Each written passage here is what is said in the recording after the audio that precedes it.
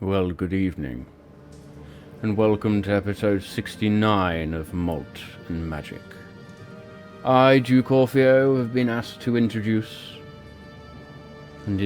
these insidious Wardens of the Vale. What arseholes they are.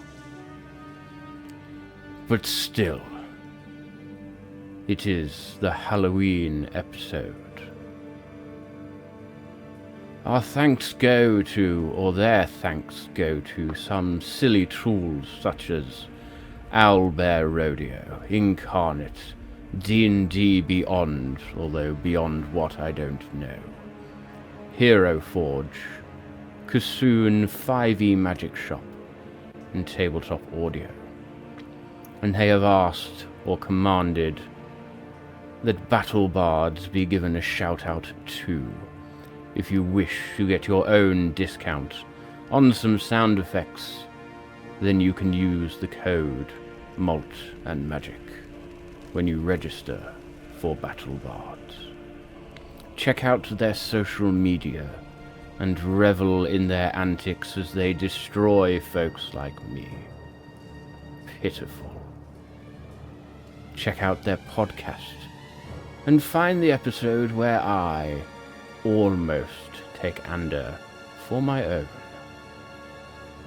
Don't forget to check out Tales of Tilnar on YouTube, hosted by the one who plays Kirik Gravetusk. And I'm going to have to give that in because that's really starting to do me in right now. I go to as long as possible. But yeah, welcome to episode 69. I am losing the fangs as we speak. So, what else have we got to talk about? There is the current NPC contest still going on as well, so get that fang back in. When we hit 50 followers, we are going to choose one person from that 50 to create an NPC alongside myself. So don't miss out on that chance. If you're not following already, please follow along. And I think that's it. There's a lot to unpack from last week. If you've not seen last week's episode yet, what are you doing? Go and watch it. It was amazing. And yeah, there's going to be adult language. There will definitely be adult humour. Let's roll.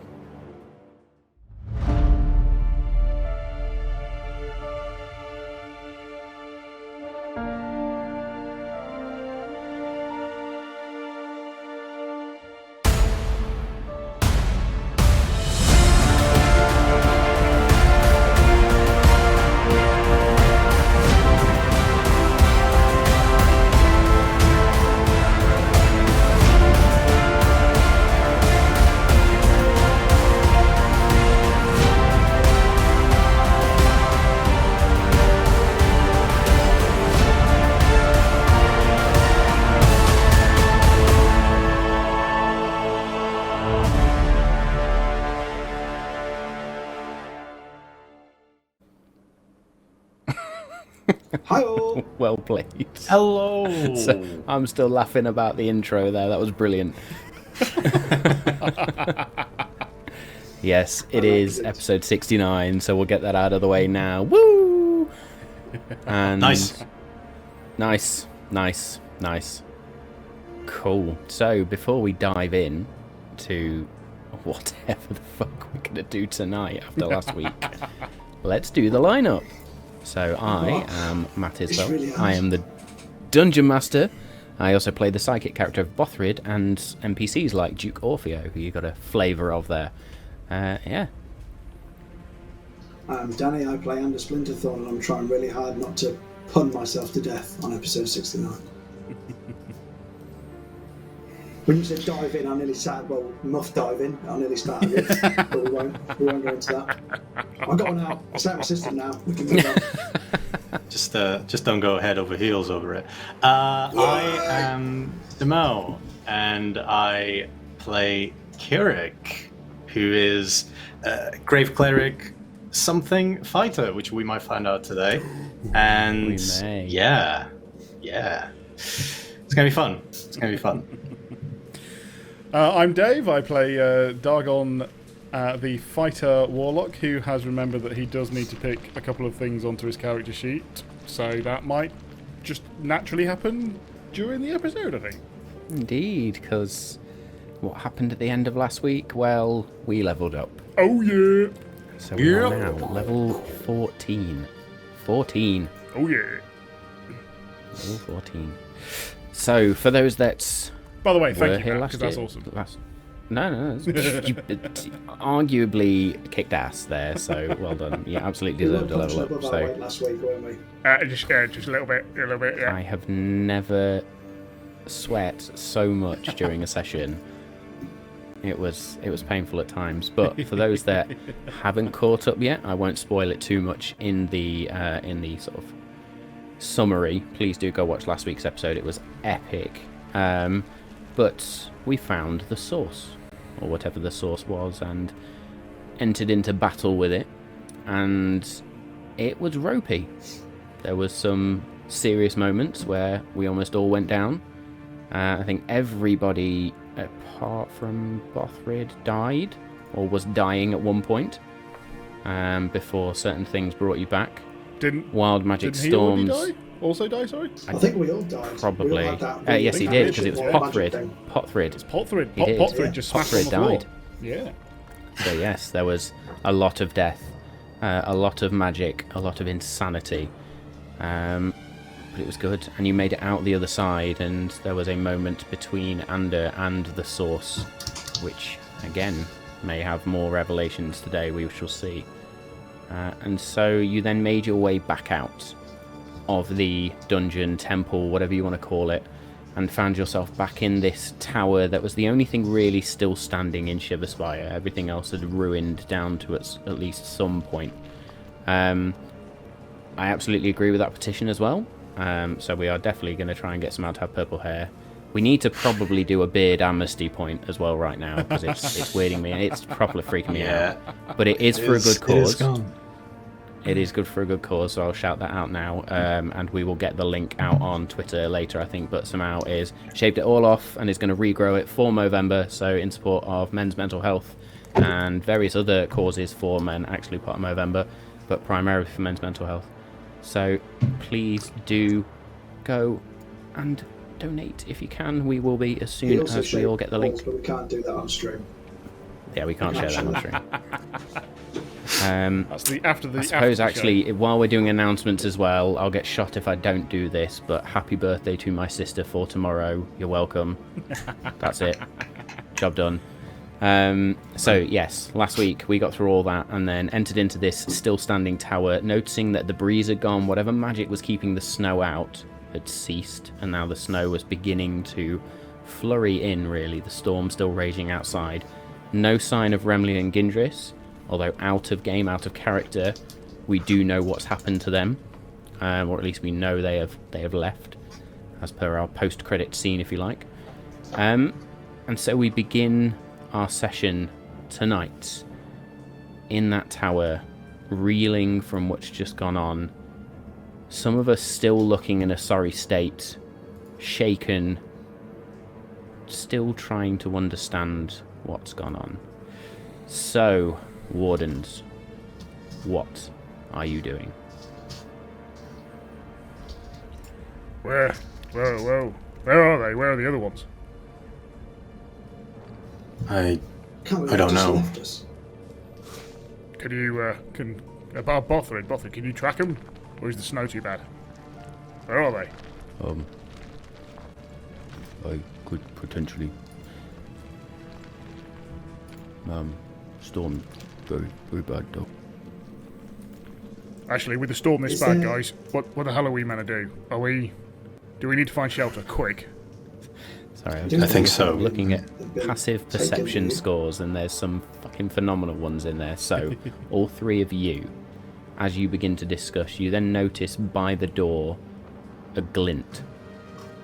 Just inside behind the door. Gindris? Remley, is that you? And I'll go over towards the glint. Okay. As you go over to where the door is, and it gets significantly colder the more you approach the door, and the temperature is rapidly dropping in this room. The glint is actually from the metal of a warhammer. And the warhammer is stood or laid down, sort of hammer end down with the handle, the haft raised up to the ceiling, and wrapped around the handle is some form of necklace. Do Kirik and Dargon recognise that Warhammer rather well? You would recognise it as the Warhammer of Warning that was gifted to Remley. And the necklace, is that familiar to us? Make Or is it the me Moradin one I gave to him? make me a history check, please. It might be the Moradin one, actually. Thinking about that while I say that. Make me a history check then. 14. 14. It was one that was found on your travels and was given to Remley. Certainly one you found in part of the treasure piles. I can't remember if for flavour we did say that had Moradin on it or not. I'll have to quickly go back through my notes. Yeah, I think it was So, given the presentation of these, I'm assuming they left of their own accord and they wasn't taken against their will. A bit of an explanation would have been nice, but I suppose our paths crossed for a while, but I suppose we're not on the same mission, are we? Us and them. Yeah. I suppose we could talk to them. Not today. I can't talk to them today, but perhaps after we lie down. I think we all need look worse for wear. Apart from Othrid, look good as always. Does anybody want to go and touch these I'll items? put the necklace back in my bag because I might need that. As you place a hand on the necklace, there is a shimmer that appears in front of you, and sort of almost like an illusion of Gindris appears. Ooh, left a voicemail. My boys, you have done well, very well. Oh, blimey, what is this? And I am sorry that we must leave you now. But things are afoot which I did not realize at the time. What things? I almost want to do an iRobot here. I thought it was going to be like a Princess Leia hologram situation. I was just going to say, I'm hoping that he just carries on and like Dargon's just asking questions. It's difficult when you put me off like that. But Sorry, yeah, no, cool. Where were we? So, yes, things are afoot that I did not realize. In surviving, you have shown yourselves more capable than I could have ever hoped. I have faith in you boys to see this through. Remley and I will part ways for a time, but I do hope I see you all again.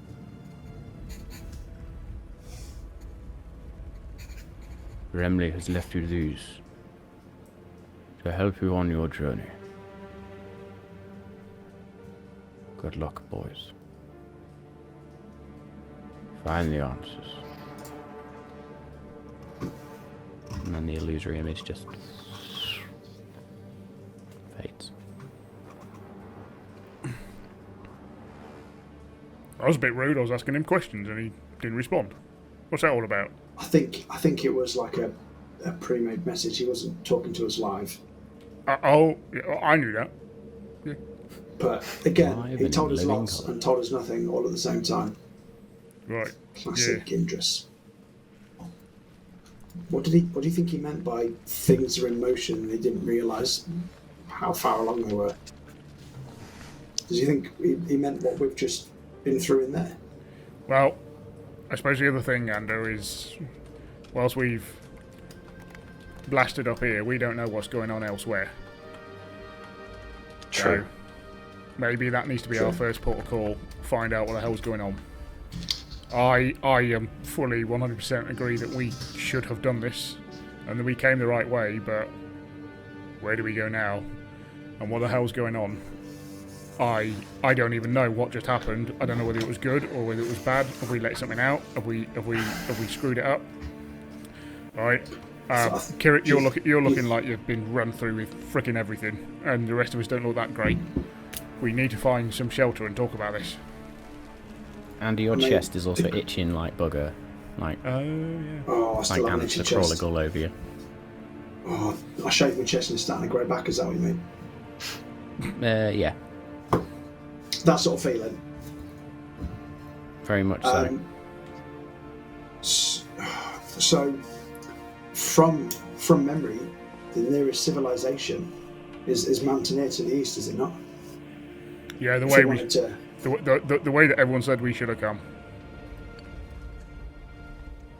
If definitely we need to restock up on arrows, supplies, just hunker down for a bit and just get over this. if we manage to find a cave of some sort, I can get us back to the Malt Master's Keep. Oh, Oh god, it's not about death, is it again? No, we won't do a stop where I want to stop, but you seem not very happy with that decision, but yeah. do we want to go back to Glen Twag though? I know we need to regroup and we need some downtime, but Wasn't there something in Mountaineer that we needed to go to? Wasn't there something pointing us that way? A dream? Vision? Something? prophecy. Was it a prophecy? I Or mean, was if we're it... going to have downtime, at least it's somewhere where we can still get answers and investigate. Hopefully, not cause any trouble. Whereas if we go to Glen Twag, we're going to be answering more questions than we can ask. Although, I know, Mountaineer will have supplies. I need arrows. That's the main thing I need. Well, let's just hope they're Arrows friendly. And recuperation. Well, I'm thinking if I've got the Moradin amulet, I've got the urn of dwarven ashes still, as a peace offering, or like a sign of respect to say we're bringing back a fallen brother. That might garner some favour. I Check out will Renly's leave name. that I with don't know you if Renly's name will you're... get us any. Yeah. If you're happy to. But how far is it? Get out your map diagram and see if we can figure out how many days trek it would be. Because I don't want to be on the road for days, to be honest. I've come full circle back round to Glen Twag, Kirik, I think. Shall we, I don't know. The Passage Arm might be deadly. We've never been on it before. look, let's find somewhere to shelter and have this other conversation out of the blizzard. You guys look fucking perished. Can I look around and see if Can you there's see any... my nipples through my studded leather armour? Can you? You've got 2 extra studs in your leather, mate. Can I look around, see if there's any sheltered buildings, any hillsides, any caves, or should we just get back in this tunnel, in this building we've just come out of? Yeah, I mean, if as you that look is... outside, carry on. I was just going to say, if that's possible, then we might as well just go there, as opposed to trying to find something. Yeah. You said that the shelter that no longer really holds the shelter that it did before. Does that mean that it's basically in a blizzard inside that thing or not? I mean, the door's open, and there's a raging blizzard outside. Alright. As you try to look outside, the visibility is extremely poor. Okay, You can barely see that sort of small temple-like structure that you passed on the way in. You can see a shadow out there, but that's about it. Yeah. I mean, can we close the door and see if it's just it's bearable in here? Would you like to try? Yes, I shall. Okay, so you close the door, and as you close the door, the sound of the wind dies down. The snow stops blowing in through the door. You have to sort of shove the door shut a little bit, and you manage to then drop the bolt, which keeps the door shut. And it is dark. I'll take out my sword. Well, Instantly lights up the tower. that's a little better then. Lads, are you feeling any better? Well, I'm It's not certainly being warmer. hit by snow, so... So, plan. I mean, we're in a democracy. We should. Well, our group is a democracy. I'm not sure about the rest of Nialin. Should we vote? Alright, hang on. Map. That's what you wanted to see. Yes. Hang on then. If this storm doesn't look like it's going to blow over anytime soon, and Mountaineer looks too many days march, then the shortcut to Glentwag might be the way to go. Although the journey to Mountaineer from Glentwag is either via Iskalion, not fancying that, or past Moonbright, not fancying that. Yeah.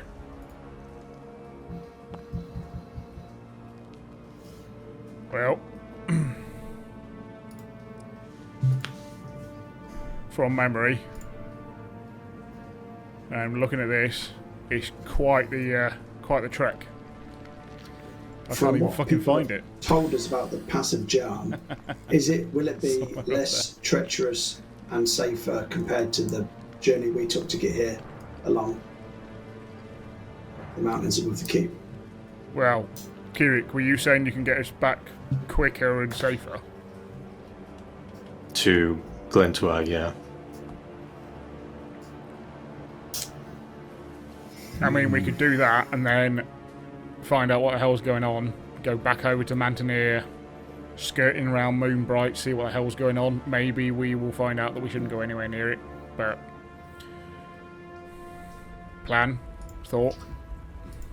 I don't want to go nowhere near Moonbright, I don't think. We know it's fallen. I think it's beyond help. We barely escaped it this time. I just think we have a lot to talk about. And if we go to Moonbright, we're just gonna have more stuff on us. Because that seems to be the way that it works wherever we go anywhere.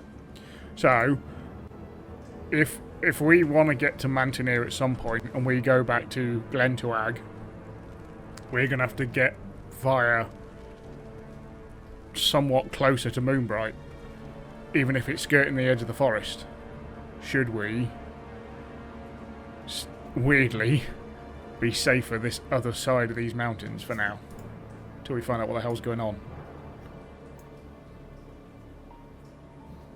I mean, what we don't know is whether Mountaineer has fallen. Is it safe? I mean, we don't even know if the Montmaster's keeping Glentwag is still safe. We don't know anywhere. Can we find out? Do we have to do that like tomorrow, or can we do that now? I would have to do it tomorrow. So we'll need to find out if it's safe. And that's the only place we can actually ask, really. I know we can ask other places, but we ain't going to get south any faster. Well, I suppose we could. I don't know. You're the one with the, all the stuff. So...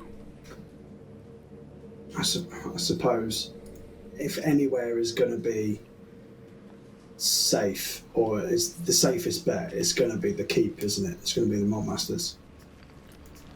You hope, but it... I would have thought. Yeah.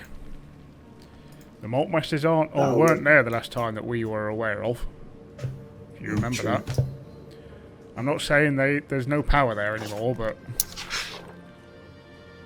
You know I'm sure they had returned by the time I talked to... Oh yeah, you got that message warning about the careful what you've taken. I did. Yeah. Okay.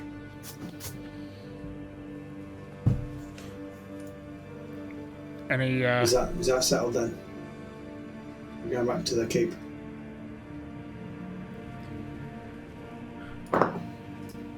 You're really short on supplies, aren't you, Ander? We haven't got any I have a lot of firewood. jewels to spend at Mephisto's if that's the case. Yeah.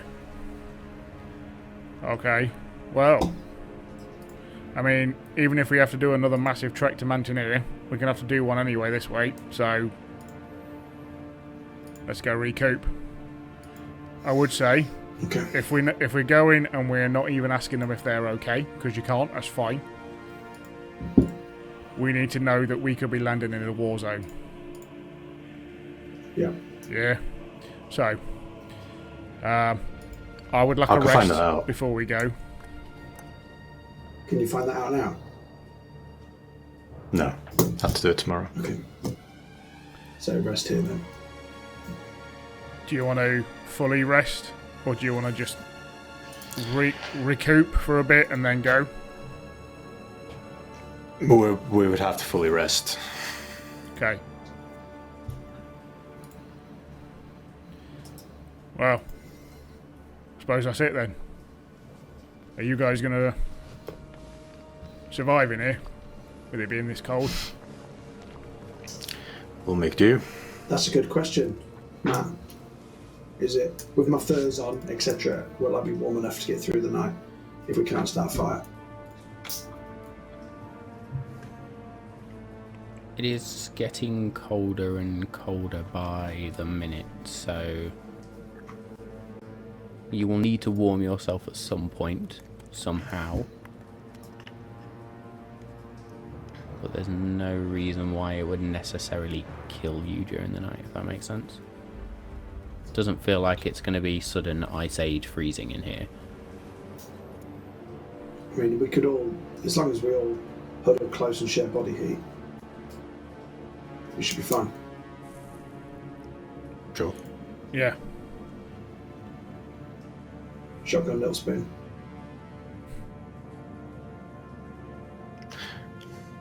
The spoons are all the same size, so I don't know what you mean. Oh, we could go top and tails, considering it's episode 69. I don't have a tail. I mean, both I'll show you what I mean by little spoon when we go to bed. Right. In a completely consensual, innocent way. Just to clarify. I'll take the first watch then, lads. You try and get some sleep while it's at least not as cold as it's probably going to get. As Kirik is getting ready to sleep and he's taking his armor off, for the very first time you see something that wasn't there before you left. He has his arms are all. Maybe it seems like it's a tattoo, but his arms are all tattooed in the kind of design of raven feathers. Yeah, kind of extends to the back as well. He doesn't make any notion to that. It's just something you'd notice. Is that new? Has that always been there? No, actually, I got a. Well, I suppose a story for when we talk about what happened, but I got it in my time away. How long were you away, by the way? For you, For not for us. me, it was about a year. Oh, whoa. I mean, you were like... What was it? A couple of days for us, wasn't it? Yeah, it was a day, I think, wasn't it? Day, two, something like that. Bloody hell. Yeah, it was weird. Good. Was it alright? Insightful. Good. I feel like we need to elaborate on that after I've woken up. We can't be having no I'm sure we will. mystery stories. Yeah, I was going to say, you know, he's left. You know you don't have to carry it on. You can actually, like, be open and talk. Well, I don't want to start the conversation now because we want to sleep. Otherwise, Yeah. Zone of truth. Can't dispel. What a straight you made. Bothrid has crawled into a corner at this point and is just... I'm going to follow Boffred's lead. Cool. Okay. So Darwin has taken the first watch. Roll me a perception check, please, sir. Ho-ho! Yeah, I haven't actually got my dice out yet. Hang on. You I was a get little busy. disadvantage on the roll. Yeah, First one roll. job. I One know. job. One job. Fine. Right, where is it? Wibbly wobbly, tell me why, mate. Let's just assume it was a 20. What's my... Is a perception check of... Whoa! 21! Okay. Nice. Is there anything you're doing on your watch? No, knackered. Just But sitting, taking going- stock. Going over the movements of the battle, struggling with the fact that he couldn't get to where he wanted to be during the fight quite a lot, struggling with that, but just trying to analyze. That's the one. The fight and see whether he can, improve. Okay. And your watch passes uneventfully, even though the temperature drops. You can see some of your comrades begin to shiver somewhat. And the wind just howls outside. But it's a sound you've almost become accustomed to, having been down in the dungeon, the temple, whatever you're calling it. It's almost like a constant reminder of what you've just been through and what you have survived. Who are you waking? I'm gonna wake Ander. So he looks a little better. I'll just shake him awake. Hey, Ander. It can't be that time already, can it? Yeah. Look, you just walk around. It'll keep your feet warm. Okay. Just Okay. keep moving. Anything to report? Don't. Nah, just I hate the sound of wind. Fucking rubbish. Yeah. Had to. Just remember, don't blow on your hands. It gets moisture on your hands. It's not a good idea. Rub them, and rub them between each other. Nothing else. Right? I know what you're like. Now, I'm going to bed. It's a good tip. Although I would not be getting anything out in this cold, I'm keeping as many layers on as possible. I'm not even going to go for a week. I don't want any of my bare skin exposed to the elements. Thank you. What are you doing on your watch? Considering Dargon said it was uneventful, I'm feeling quite happy to not be fully on my guard. So I will just... Hang on, I won't be able to see, will I? I know Buffer did do You dark vision on technically me, so I'm still all right. have dark vision cast on you, yeah. Yeah. Okay, I will read a bit of my Song of Rest, I think. Okay. Just to Make try and me distract a myself from perception the fact check it's with fucking freezing. disadvantage, please. No. Perception. Oh. 12. Good to know.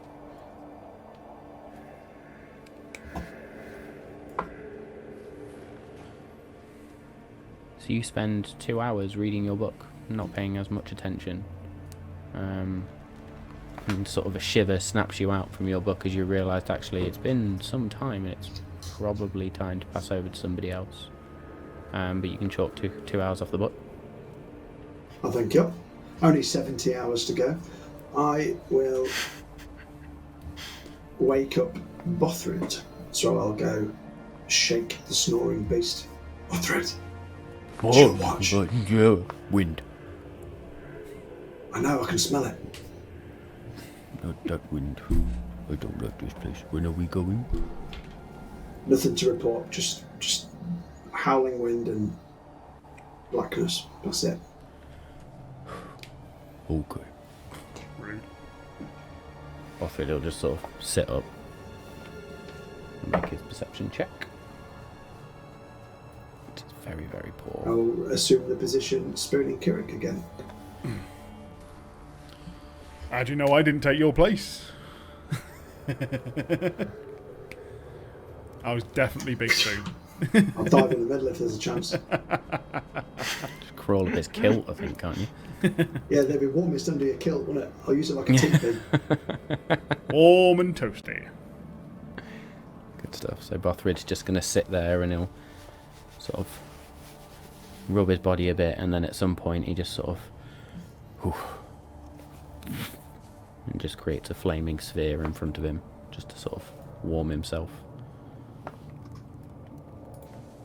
Which lasts for all of a minute. And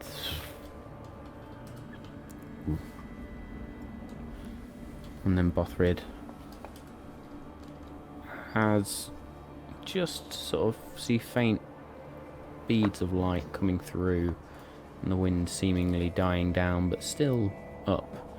It's going to gently go over to Kirik and sort of try and find him in the middle of this dog pile that's going on right now, and just sort of gently places a hand on Kirik's shoulder and then shakes you a little bit. Kirik. Hello? Yes. It's your watch. Thank you. Anything happen?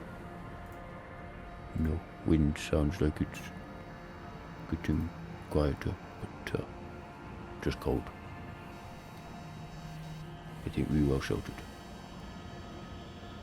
Good. I'll get some rest.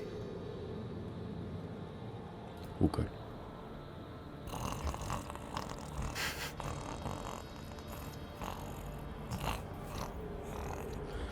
Anyway, Kirik, are you doing anything in particular on your watch? Putting my armor back on, because I know that everyone else is gonna wake up and start the day, and I will, since I got a bit of time, and it seems to have been quiet the whole day, and I'm fairly confident that I can hear something coming through if it were to happen. I will actually spend some time looking at my shields and looking at my armor, and I will take like a bit of chalk that I have, and I will start just trialing various like places where I can put something I saw researched of, where I can design something on. So yes, I'll just spend my time kind of between the scales of the dragon mail and on the shield, inside, outside. Then I'll rub it off and design it again and rub it off until I'm happy with a location or two locations. Okay. Maybe a perception check with disadvantage, please. Sure thing.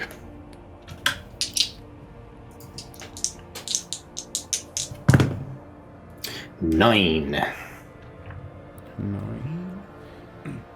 So as you begin to sort of etch this stuff onto your armor and your shield, trialing various things, the only thing you hear is wind. And you can feel every time there's sort of a surge of wind, there is almost like an icy blast that just cuts through the tower. But then it's there momentarily and gone the next. And it is cold, but you are sheltered well enough.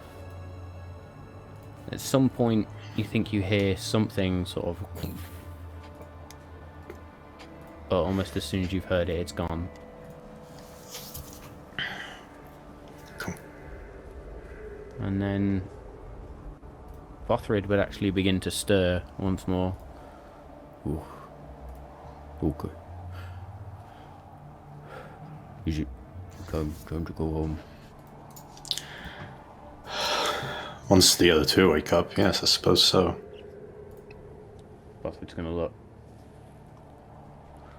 I won't wake them to shit. Could always just leave them here. No. We are family. Yeah, I know. I'm kidding. Oh, sorry. Ha ha ha. Thank you. That's all I wanted.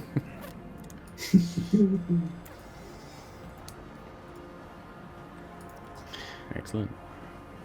I'll start kind of Bothrid. stirring the two of them up. And Bothrid will be like fiddling around in his pack, just pulling out bits of cooked meat and just sort of gone, good, and starts binding up these sort of snack packages out of whatever he's got left, so that at least we all have something to eat before we move on. And it's not a lot. His stores are pretty much depleted, but there are rations for you all to eat at least. The discount as New Dawn. It would count as a new dawn. Good. Just to make sure. It is the beginning of a brand new day. And although Huzzah. snow still falls, from what you can see through the cracks in the tower, you can also see what seems to be sunlight, and certainly doesn't feel like there is still a blizzard ongoing.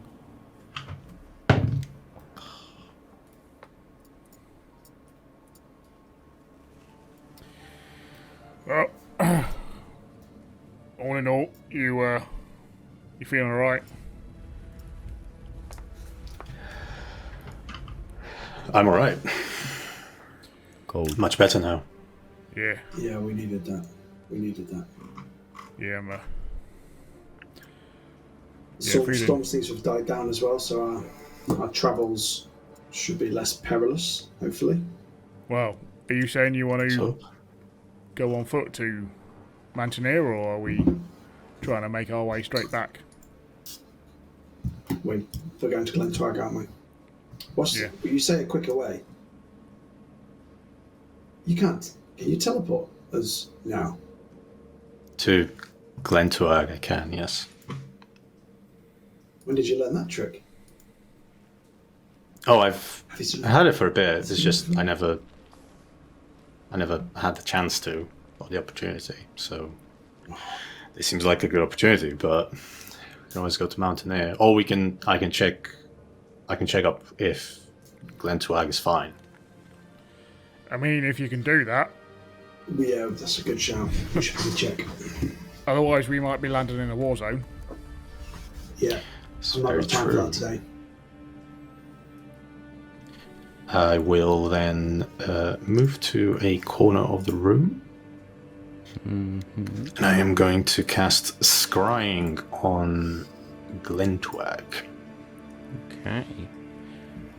What's the flavour of this spell then, sir? What are you pulling out in order to do the scrying spell? I'm more like closing my eyes and imagining that the tattoo on my arms actually grows to become wings, and then I'm flying through the air until Glentwag, and then looking at it and see what it is like. Cast scrying, and you do sort of feel yourself lifted from the earth and sort of get this aerial view over Glentuag and over the mountains. You can see sort of the waterfall of Sorrows Falls as you come down and down and down, and the keep, or at least Glentuag itself, looks slightly different. The basic structure, the basic formation of it all is still there. But there are now battlements everywhere. And it looks like things have been fortified. It looks like some of the forest has been cleared out within the Maltmaster's Keep itself. And that's been used as sort of wood to build battlements and fortify the area. There is a lot more of a guard presence around now. The gates are shut to the keep with a heavy guard presence. There's people patrolling on the battlements. There's very few people running around in the village part of the town as well. Even there's guarded presence, not necessarily the same guards as the keep, but looks like some villagers have set up some sort of maybe militia.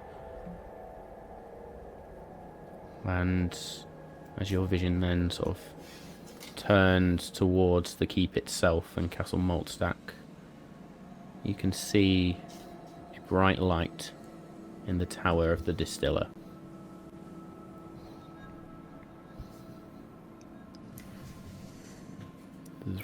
You're brought back. Unless there is anything else you wish to try and see. Oh no, that'll be that, actually. I will kind of come out of it, and I will turn to everyone else, and I'll say, well, they're certainly ready for a battle or a war, which makes sense. They are just down the road from Moonbright, so... Who did you who'd you speak to? What did they say? I didn't speak with anyone, I just looked at it. Yeah. Just scried on it. I don't know. It's faster. We might get some responses to some stuff that we want. Yeah, on site, we have no firewood, we have no provisions, and Ander has no sticks. Arrows, that's what they're called. So yeah, maybe we'll try and stock up a little better this time, and then we can head on our way, even if it does mean going the long way around to Mantineer. And if they're ready for battle, I mean, I did steal quite a lot of stuff from them in a panic when we headed off on our battles, so I've discovered a lot of it I have no use for. I don't understand it, I don't know what it is. So, like... Might be worth giving that back, then. Obviously, yeah. I hope they'll understand, and I'm sure that we can smooth it over. But yeah, maybe first things first is giving that stuff back. Yeah, I mean, there's still might need these spell scrolls to help protect Glentuag, so I think I should definitely give them back. I think we should keep the Cooper's sword, though. We need that, and that is, I think it's tailor-made for you, Kirik. We can just gloss over giving that back. The things we can't use, we should give back. I don't we can make a case really use a sword, but sure. Oh, okay. Okay, we can give it back.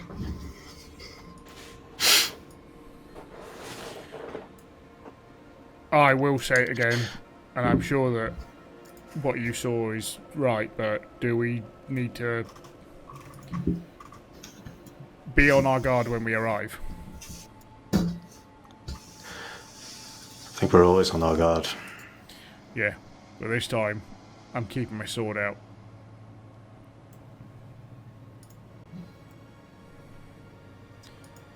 Alright, what do we do? Gather round. Alright. Do we hold hands? Well, you ain't holding anything else, Ander. You can hold hands if you want. And as we kind of gather together... Bothwell's just going to reach up and place his hands actually on the shoulders of the two nearest to him. And he's just going to look at you. Oh. I'm going to put my hand on Ander's head. Like, proper light over on his head. Ander's going to sing Kumbaya.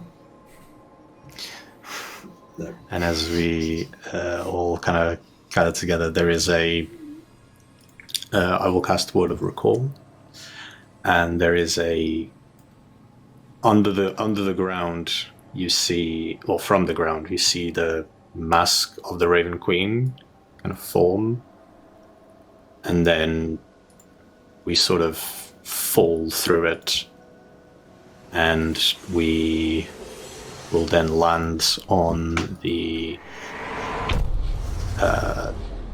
temple of the Raven Queen in Glentuag.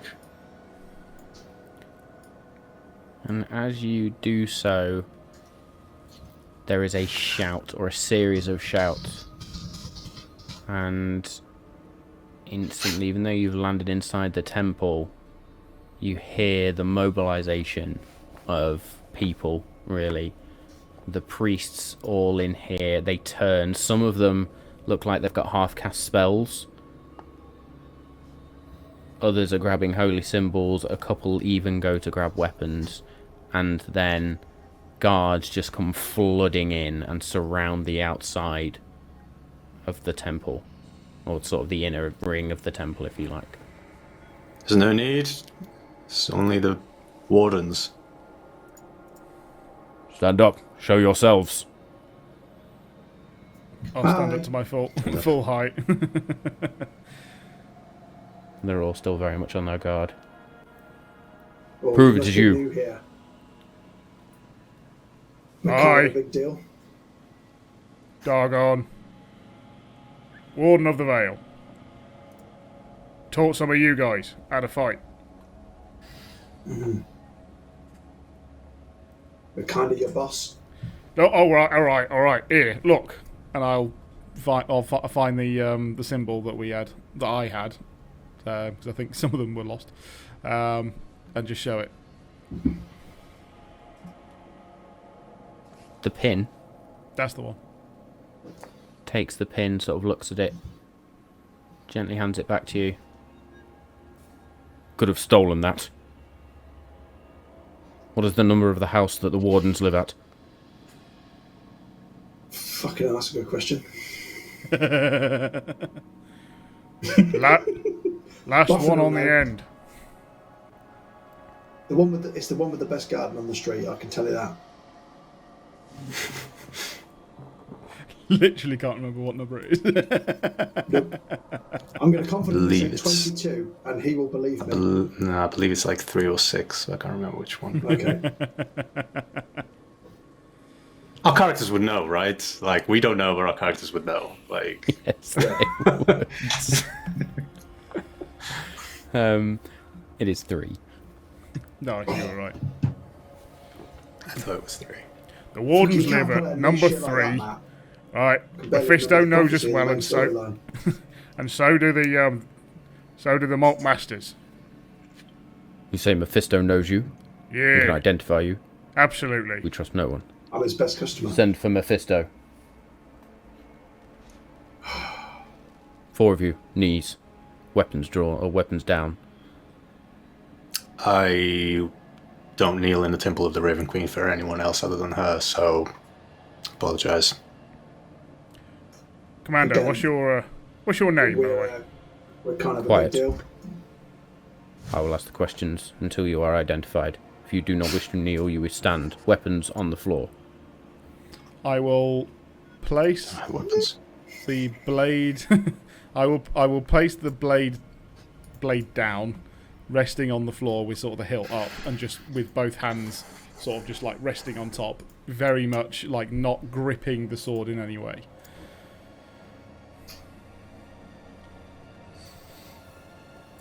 Place it on the floor, or it will be removed. It will stay here, but you will have no harm from me. We mean you no harm. We trust no one in this climate. Quite right. You shouldn't. That's why. Then place your weapon on the floor. Not happening, Sonny. Well, I wish I Staying had calm right here. emotions. That'd be handy, right? Bothrid's going to look at you all, and he is going to take the javelin of lightning off his back and slowly and surely just place it on the floor. Take his vicious great club, place that on the floor. Take all the weapons. Cling, cling, cling, cling, cling, cling, cling, cling. As he places the vicious great club on the floor, he's just going to look at this guard. Who's home? We want to go home. The guard's just going to sort of... the rest of you follow his lead. I'll turn to Bothrid and be like, "It's all right, Bothrid. He's just protecting himself and he's doing his job. He's doing a fine job of it as well." Protecting this town. Don't know whose that was. The guard's got a love egg in, by the sounds of it.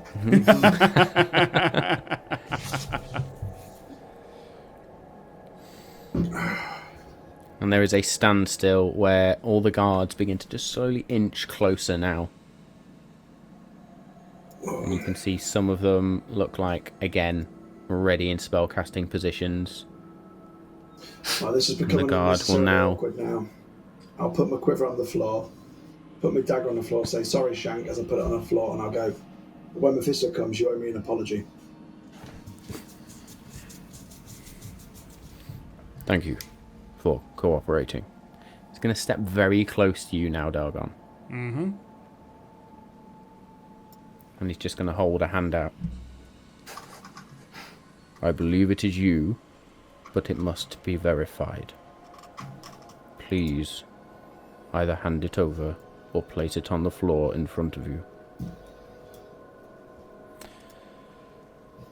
I will, as I've still got my hands on, touching Timo's Wrath, I will say, just putting you down for a minute. Pick you back up in a sec.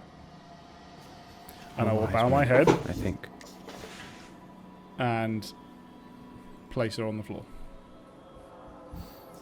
And he steps back.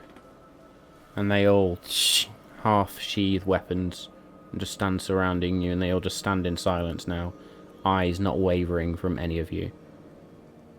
And in the back of your mind, all you can hear is, "You should have stabbed the bastard for Nialin." And then you just hear this as hooves charge forward, and a somewhat familiar figure comes through the door, but rather than being dressed in the familiar leathers, this centaur is now kitted for war. Dressed in this fine chainmail armour, pauldrons, equipment at their side, as Mephisto charges in, slows to sort of a slow canter, if you like. It's a horse. Approaches slowly, and sort of his hands are pushing guard to the side now, and he just peers in.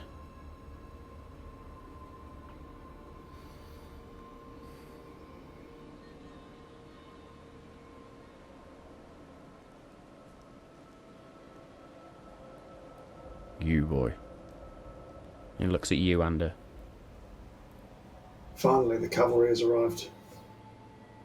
What is the most volatile item you have ever purchased from me? It's got to be the necklace of fireballs, right? Indeed. Indeed. I believe they are who they say they are. Mephisto, you're looking a mite different. Are we to understand that it's been pretty horrible here? It has been horrible everywhere. This land is once again at war. Yeah. Your shop is still open though, right? Well, for all the stock that's left. But yes. We, suppose we should apologise for the abrupt entrance, but, yeah. We've got a tale to do, a tale to tell, yeah, okay, look, right. We've been through One more some thing. shit. Aye. Guards, turn. And the guards all as one. Nice. I need to see the tattoos. Alright. What tattoos? We got tattoos. And you're made. Some of you do.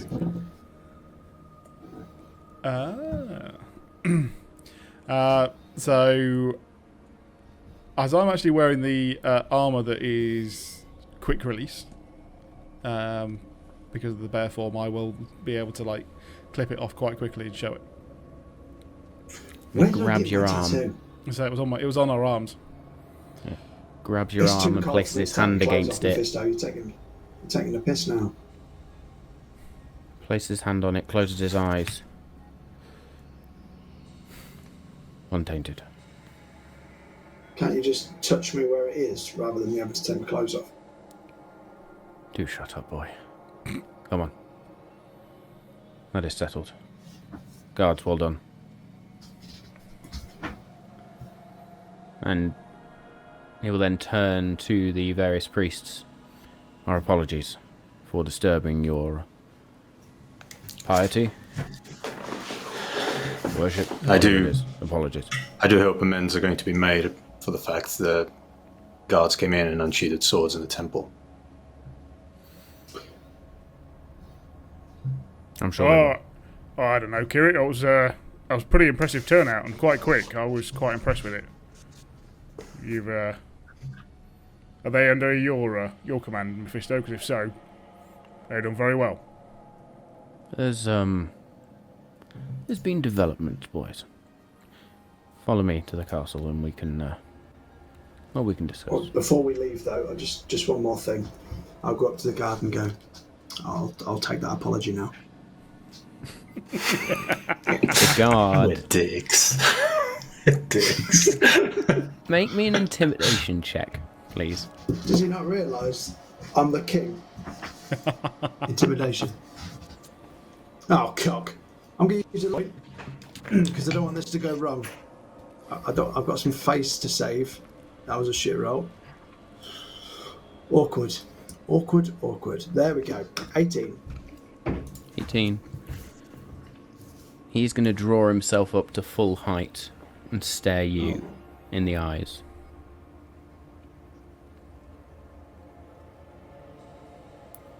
Sorry for ruining your morning. Oof. That was sincere. I don't even need to insight check that. Well, I suppose that's as good as apology as I can expect. He just turns at this point, as all the guards now. He does, however, then go over to the various priests and sort of has a quiet word with them, and they will sort of point out where there's been marks on the floor or things have been disturbed, and then sort of there's a click and things are moved back. There is a sense of reverence, and you see this guard himself actually turns towards one of the alcoves and sort of bows his head slightly, closes his eyes, opens his eyes, then turns and leaves. Mephisto's then going to turn to the four of you. Well, come on then, move. Don't have all day. I'll start following him, and I'll turn back to the guys like, we don't often making an entrance, do we? Jesus. I think we made the appropriate entrance for our stature. To be honest, I expected a hero's welcome. I'm quite disappointed. Yeah, you were waiting for a fanfare, weren't you, Ander? A little bit, yeah, a little bit. Yeah. Why am I not surprised? Okay, so you follow... I think I was just upset that I wanted to see a friendly face after all that we've been through the last few days, and we got met with sword points, so I took a bit of umbrage to that. I built it up in my mind. It was going to be like, they're back, whoa! Hugs all round. Nope. Well, we don't know the reason for it, so... Well, other than war. Well, you can't blame them. I mean, I'd be paranoid too. We're True. we're quite the sight turning up in a temple like that, I suppose. Yeah. Yeah. Sorry, Kirik, if we did anything unbefitting of the temple. No, it's all right. You did okay.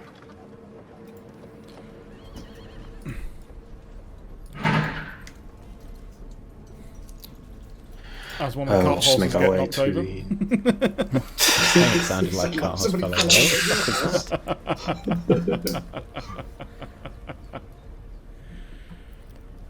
fellow. Looking around, what does it look like? Does it look like a recent battle, or does it just look like it's been well fortified?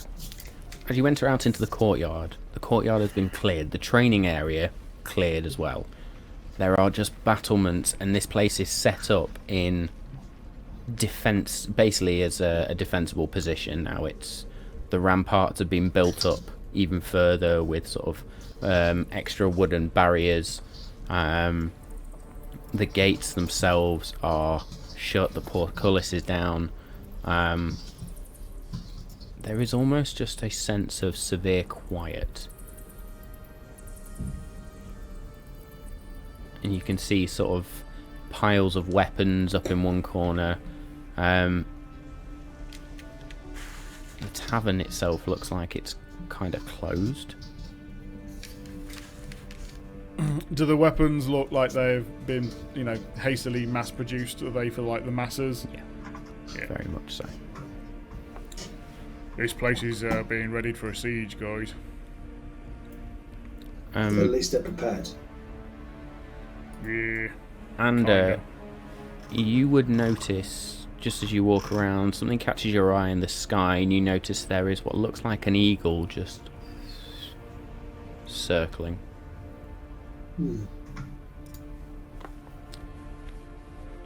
Did Johannes do falconry type work? Is that a question for me? Yeah. I mean, I didn't put it in the backstory, but I'm just wondering, he's a nature type guy, so he might have done. I'm just thinking, is it a clue that Johannes is here? Don't remember, you don't recall anything about Johannes sort of being skilled with animals or anything like that.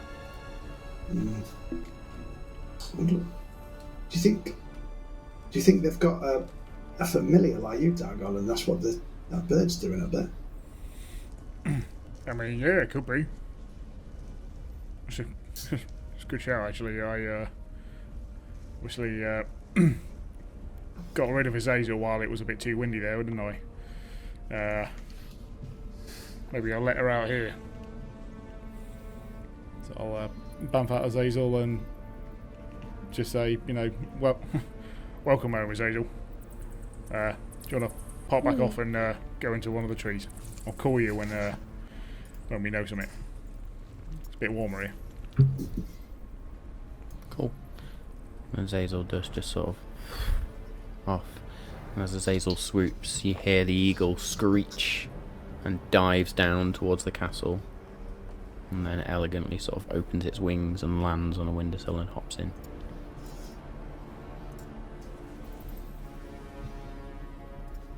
Yeah, Well, have you finished looking around the place? Can we get moving now? Yeah, we're following you, mate. Come on. Yeah, lead the way. Let's go to the castle. And he just launches off at a run. Keep up. But you're going to struggle, but you do run after him. I hold silver. Go away. He sort of skids to a halt at the door. As he sort of launches himself up the stairs and up the ramp, and then gets to the door and just... It's Mephisto. And there's a...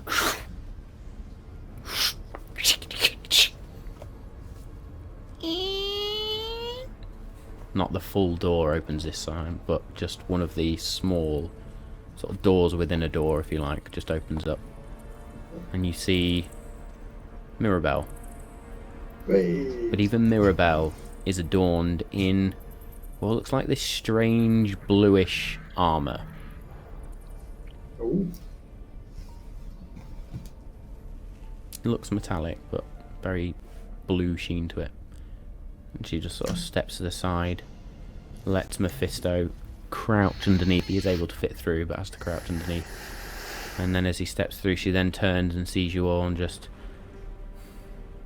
gives you all a sweet smile. Just there's a look of relief on her face. Just very pleased to see you all. I will use message to say I've missed your welcoming face. We have missed you. It has been... Well, it has been. Please, come in. Welcome home. After She's you... the mute one, isn't she? She said that in my She head, is right? the mute one, yep. Yeah. It's good to see you too. Lads, I think you probably need to go in first, because this might take a bit of work to get me through this door. I mean, Mephisto's just gone in, so Dargon, you will be able to sort of sideways get in, but... Because I could shrink you if you want. Don't you dare. Cool. So you all step in, and Mephisto at this point sort of makes his way. You notice that actually the throne room, as you sort of make your way down the hallway, the throne room itself, the doors are wide open. And where, as you enter, where there had previously been sort of rows of pews and then 4 thrones at the end, the pews have gone. What looks like the table from upstairs has been moved downstairs, and the map of Nialin is still spread out, but you notice now there are small figurines dotted all over it. And pouring over that map are 2 familiar figures, one of which a large hulking half-orc clad in this silvery slight tint of blue armor, helmet on the table. He is just littered with weapons. There's a great sword, there's an axe, what looks like a small hammer at his side, but unmistakably the Cooper is there, but fully adorned for battle. And as he turns, there is a symbol which will be familiar to at least Kirik, but a silver dragon's head on the chest of this armor. And he's going to look at Mephisto. They've been verified? Yes, it's them. Good. Boys, welcome home. Good to be Good back. to see you alive. We'd not heard from you. Has there been people impersonating us for us to be verified, or is there like people disguising themselves as other people trying to infiltrate this place? Yes. To answer your question simply, not yourselves specifically, but we have had, well, all manner of creature. The odd doppelganger, some changelings, and then just some that are capable of very clever disguise. But we have a master wizard in our midst, and she is not so easily fooled.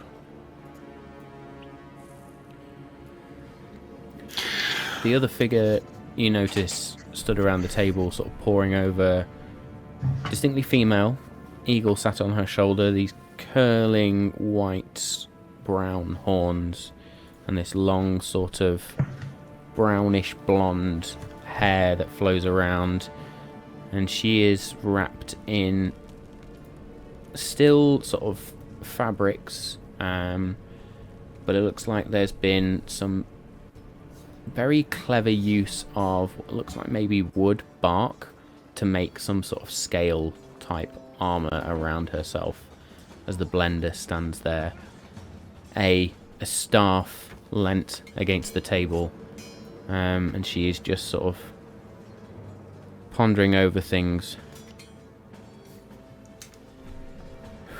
Well, you picked a time to return.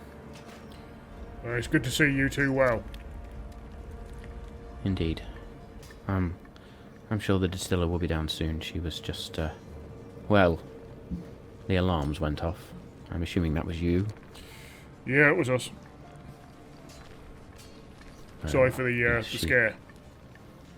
No, it's fine. We probably should have sent word, I suppose. Yeah, obviously, clearly a lot's happened here. A lot's happened with us at all. So maybe we need to... It's happened everywhere. Yeah. Let's wait for her, and then the 4 masters can sit with you, and we can discuss. Okay. Yeah. You must be hungry. Fucking well, starving. You look famished. Annabelle? And Annabelle comes sort of dashing through, a look of panic on her face, and then she sees you and sort of, oh. For a moment there I thought the worst. Again. Sorry, yes, Blender, what is it? fetch the boys, well, fetch us all some food, actually, and get some for yourself and join us. Very well, very well. Anything in particular, boys? Whatever's something hot. Yeah, I mean, Good stuff. Right. yeah, and any of that spice wine if you've got any going. Can I just Wine? clarify though? We're not drinking wine said- today, boy. The four masters: blender, cooper, distiller, Stillman. But Stillman's gone. So who's now the fourth? Make me a perception check, please.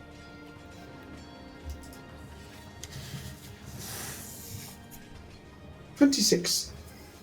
26. You ask the question, and Mephisto turns, and on his arm there is a patch, and there is the symbol in sort of this gold filigree of the Malt Masters on the armour on his arm. I said there'd been changes, boys. You've got a promotion. What's your new So code it name? would seem. My new code name, well, I've taken over from the Stillman. He is Oh, the Stillman no poison more. chalice. Let's hope not. I'd like to think my skills are more fit for building stills, shall No, we I'm say? sure you'll put your best hoofs forward. I've got all the faith in you. Thank you. It does mean it's, well, I have less time to tinker now. I suppose I shall have to give the shop away to someone. Hang on a minute. Well, you can give the inventory to me, but the physical building you can give to whoever you like. And. I'm sure we can work some things out. There is still stock. It is just only given to those who need it. And I suppose you boys, well, I suppose you need it. At this moment, there is the sound of heeled boots on the floor, rather hurried, as the distiller enters, and rather than wearing her usual flowing sort of dresses that she wears, very regal dresses, she has leather trousers, leather boots, and what looks like a leather top, but there are these small plates of armour, not enough to get in the way and be considered sort of medium armour or anything like that. Still very much light enough for her to move around and do what she needs to and not block her spells. But she is certainly adorned for war. Even the crown that she wore on her head, or the tiara, has changed to something smaller and just looks more battle ready. And she's going to come around the corner and sort of... You boys do like to make an entrance, don't you? Yeah, kinda. Perhaps some warning next time, please. Oh, I thought we were sorry. under attack. Well, to be honest, I didn't expect the reaction we got. To be honest, I didn't know. I thought we'd be instantly recognised and welcomed with open arms. That's obviously my ego more than anything. It would appear. Trust you've been filled in on some of the events, the occurrences? Yes. Yeah, very little. Yes, hindsight is a wonderful thing. Okay. We'll knock next time. Or just send word before you're coming. It's fine. I We think get some we should shitty sending probably word, haven't we, to anyone. we should probably start to make use of the chamber as well. The one you originally entered in by. Trust you remember it. Oh yeah. Very well. Less said about That's that. the back later entrance, anyway. isn't it? By the It is. Well, Yes. Let's cave in. That wasn't even Okay. a back entrance joke, Kirik. You were supposed to be the reason why. don't think he wasn't making that joke. That was your dirty mind. Oh, Good stuff. So the four Malt Masters sort of draw themselves around the table and all take a seat. And Annabelle and Mirabelle both come in and sort of place the food just in the centre, well, not in the centre, but around the map, and start sort of dishing out to people, and they too take their seats. And you can see people aren't comfortable. It's not a comfort seat. They're in armour, and it's difficult to sit down, and people are just there sort of like, okay, movement's a bit restricted, but the only person that seems to move totally freely is the Blender, because she doesn't wear any sort of proper armour. It's just bark skin. And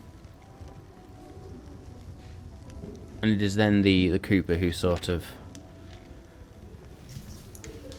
lifts up a keg, or a small sort of hogshead, and places it on.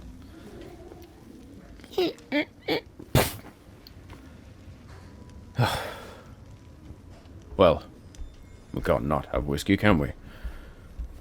And he sort of pushes it round to you all, so you can all partake. Bothrid has very nervously taken a seat, but is seated at a table and is sort of sat meekly. But the Cooper's then going to turn around and sort of say, well, as you can see from the map, it's all a bit fucked. Exactly what bits were taken and when, in what order? Well, you were there for the first one.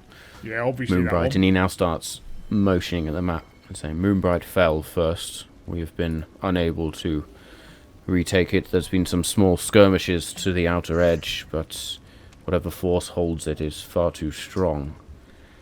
Now it seems that Idril and Mantineer are well enough fortified to, for the minute, survive. We have not managed to send any runners out to Eastvale as yet, but I'm aware of powers there that, well, let's just say I do not envy anybody who tries to attack that place again. From what we can understand, Ifirduin River's End was besieged from the sea, and they are currently surrounded. The same is supposedly being said of Deluin.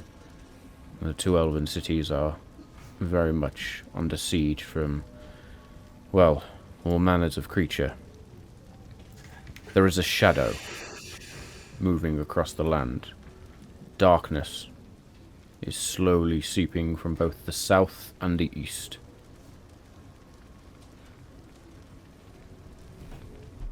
We have no word from Seameat, although some of your friends are on their way there as we speak. We will not travel to the Splintered Isle, I'm afraid.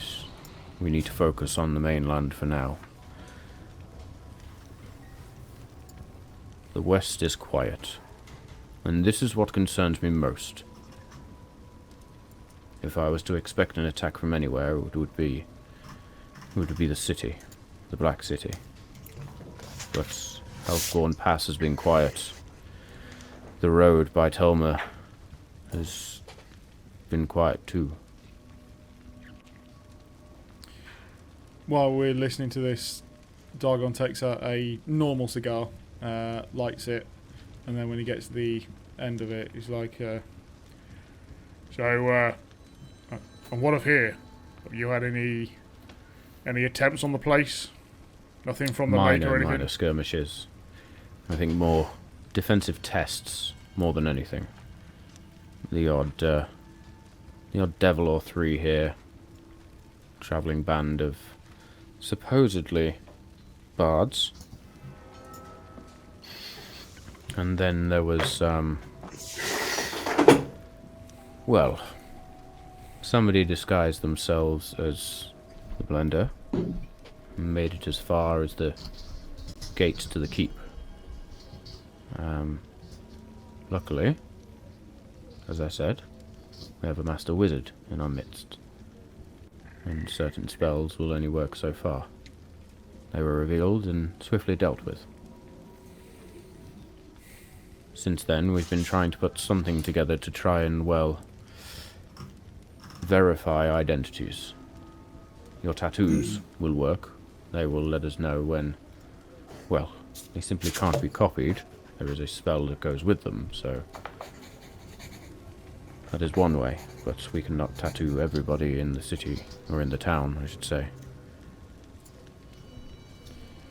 Your friend, was he? Grelin? The strange fellow can walk between planes.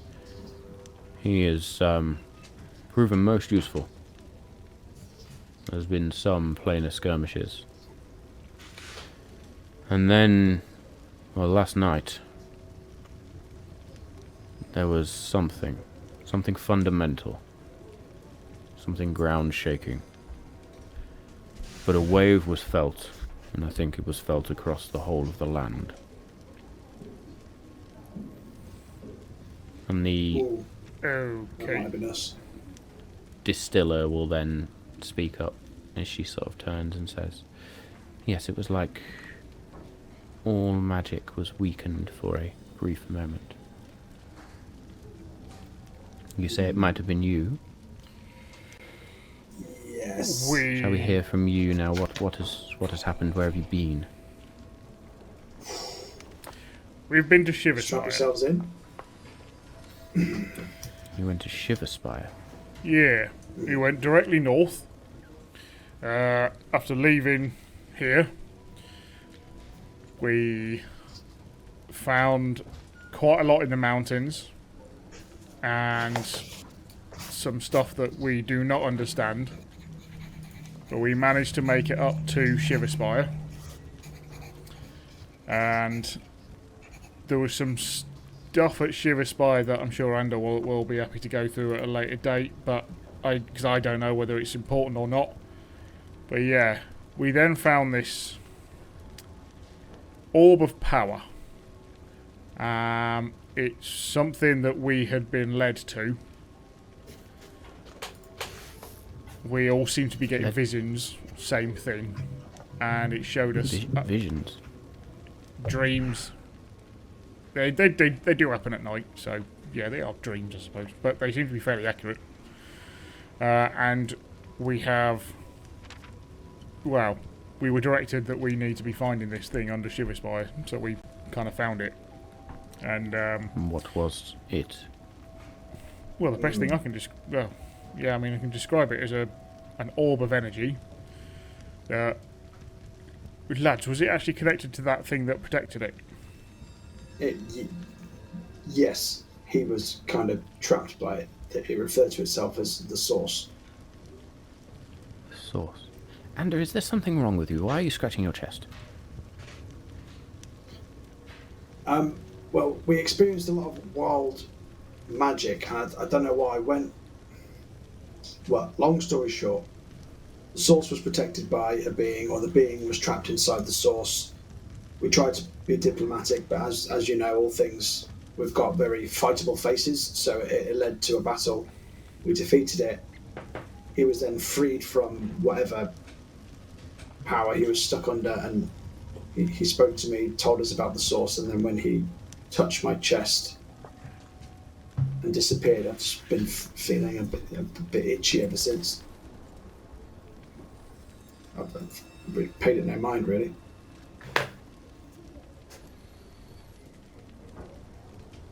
I suggest you take a look at that when you have a moment, and if we need to deal with it, we will. Do you want to take my clothes off now? I would rather we all remained guarded. You got me worried now. So, I mean, we were thinking ourselves potentially. I mean, we didn't set out to destroy it. That's just the way it unfolded. But from what he told me afterwards, it seems like that could have been either a good thing or a bad thing, because the source can create and can destroy. This source was a person? It manifested itself as a person, and once we defeated it, this person seemed to be freed from it, almost. Under Shiverspire? Yes. Yeah. Under a tower. You say you were led there by a vision? Collective dream. Yeah, we also saw, correct me if I'm wrong guys, but 2 other places that might have We also see parts of Nialin. bathed in golden light, yeah, so Telma, Mantineer, Deluin, and Also, Ironforge. Whatever the source was able to hold off some mighty beasts in the past, if I understand it correctly. Yeah. It was pretty well protected. Clearly, we aren't the first people who've wanted it, and maybe other people have wanted it for rather nefarious reasons. Might explain why you got close enough. Yeah, I don't think we would have done if we were seeking to actually harm it, even though we fought it, but that's a weird thing. Well, I suppose we what didn't is mean yet to be determined is if us finding the other parts of the source, because apparently it was one of three, if I interpret what it told me correctly. Well, we know there's more than one. Finding them will either, or dealing with them will either save Nialin or destroy it. I'm not quite convinced either way what might happen. Yeah, we need to know more about them, I think. If you said magic was weakened, Yes, did you it mean was, your and magic I or think the magic? no, all magic, like everything. I felt weaker. Spells faded and were there again. It was just like a magical shockwave went through the whole of the land. Are they still weaker, or are they back to normal now? They seem to be back to normal, from what I can guess. Okay. Now, you said in this dream there were places bathed in golden light, but you've been to two of those places. You've been to Ironforge, and you've been to Telma. Yes. What we think. Well, what was there? Two parts of the prophecy. So we think the other two places are where we'll find the other two parts of the prophecy, although you've just told us Deluin is under siege. So that is obviously going to be the place we go to last, maybe. But we were going to go to Maybe under Mantineer siege, before we but it came does here, not but mean we weren't can't get unsure. you in there. I suggest we send some sort of word to Lena. We will get a message to Lena. If needs be, I'm sure we can sneak you in somehow. Is it There are worth us ways. trying to get to Mantineer first? If you say they're well protected? Yes, I think so. They are not going to take kindly to strangers, though. We're good at making friends. We did meet a dwarf on the way there, and a ancient dragon. I do have a pizza. Dwarf and a what? Sorry, Dargon, I missed that. Yeah, no, A wizard. I said an ancient. Yeah, like a wizard. sorcerer type guy. Another wizard? Yeah, Yeah. or a sorcerer. He told me he was a sorcerer, actually. The sorcerer? Yeah. Oh. And they are not with you now? Did they perish in the battle? Our paths only crossed. We're not on the same journey, I don't think. We just happen to have aligned journeys for a short time, I suppose. But they've got more important things Shame. to deal with. We could use allies. We need many I more think allies. if we come across them again, they will help us. But for now, we had to go our separate ways. Okay.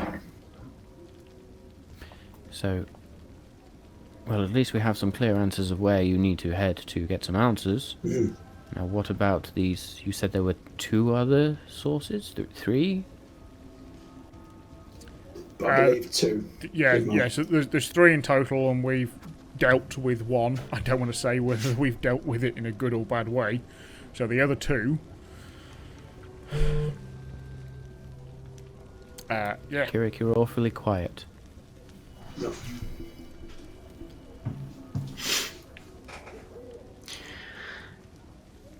It's not much to be said. We've been travelling together, and my companions are the ones that like to do the talking.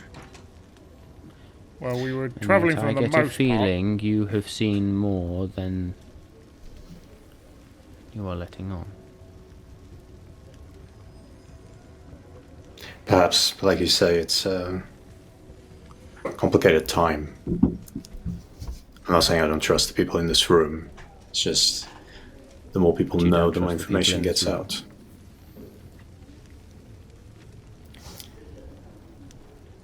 I will In let his that go. defence, we don't even know. It's fine. It's fine. There are far more pressing things at hand. My thoughts exactly. Indeed. So, you found an orb. There's 2 more. You destroyed the orb.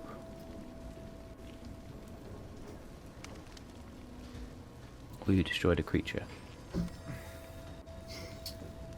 They're one and the same, the orb and the creature, I believe. It seemed that destroying the creature weakened the orb enough, but then the creature seemed to be freed and then left of its own fruition. And the orb just turned to dust. It was made of Wrath Strike, though, if that's important. also, it might be worth The talking orb was about. made of Wrath Strike. Oh yeah, it was. Yeah. That is an important detail.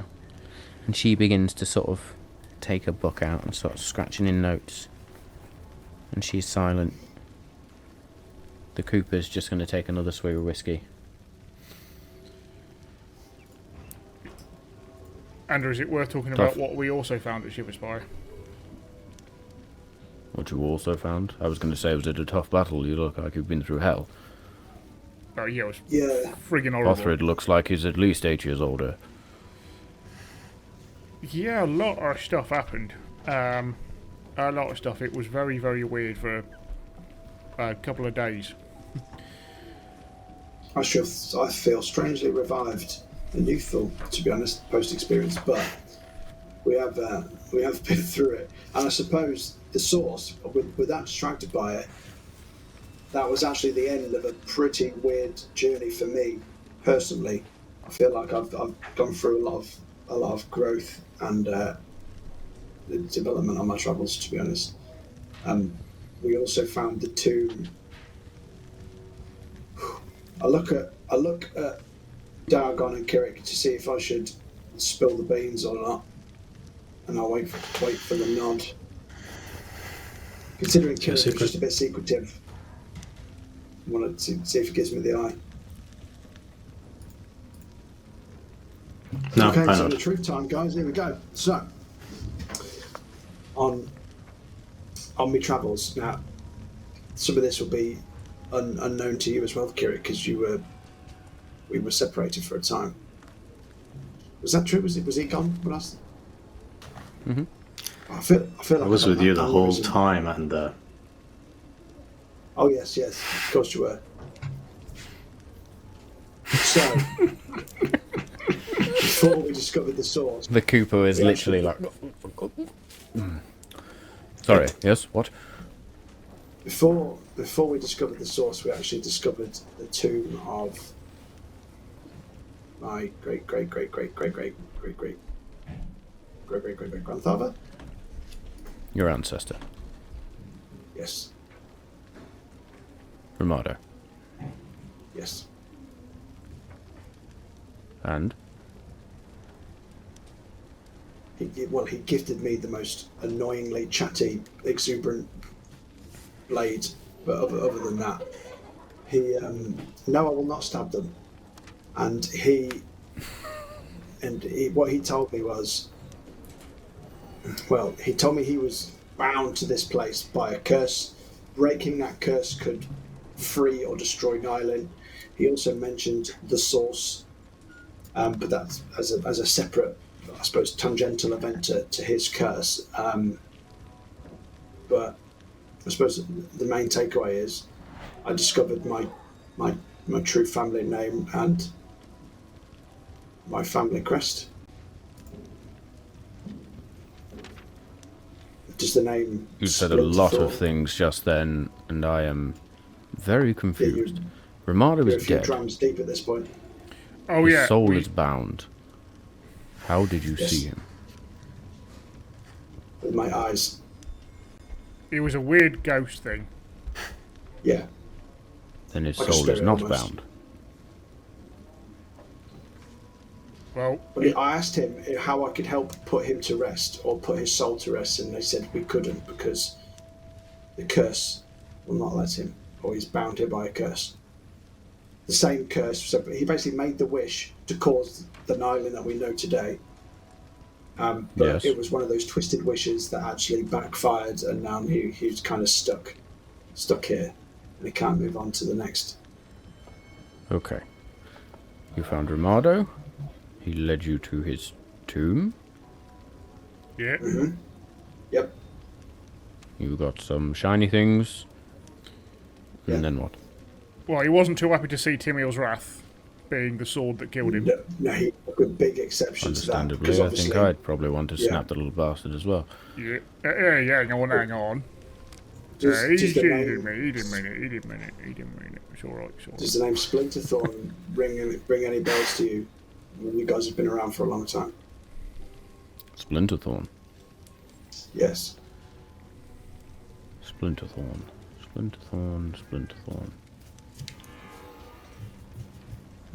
And the distiller finishes scratching at paper. Splinterthorn is a name of legend that my esteemed colleague here needs to stop drinking while we're at war.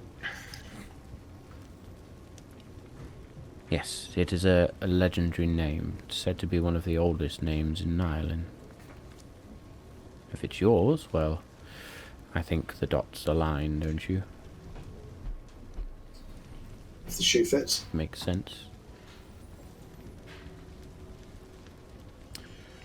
What I don't Well, Lord understand, Splinterthorn. is... King Splinterthorn. Thank you. Not Oh. yet. For the God's sake. Right, Ander, I don't understand is you were telling me about what he was saying, and we were all a little confused as to whether it was... So, he made the wish. It, instead of getting rid of the magic, it bound the magic to this plane of Nialin, and was also the reason why it was pulled out. So what we don't understand is if we are making things worse by releasing the source, are we going to try and... Are we destroying magic or bringing it back? Are we... What? Yeah, I suppose the question that is unanswered is if we continue on this course of action, discovering the sources, potentially breaking the curse on Miridim, are we freeing Nialin from the grip it's stuck in, or will destroying the magic destroy Nialin? That's still a mystery that we need to solve. Destroying magic.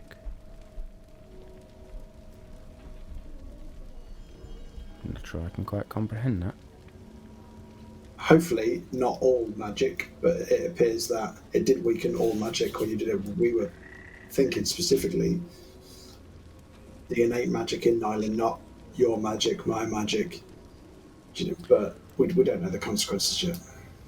Are they not all linked? Well, All true. magic has a source, right? Well, Yeah, but I mean, yours is learnt, mine is... Yes, but mine is the more scientific method of bending the energies of this world to create certain effects, whereas somebody like Kirik, his gifts come directly from the divine. Someone like yourself is similar to me, and then you have, well, your sorcerer friend who would have had some form of magical bloodline, I can only assume. And Dargon in a similar way to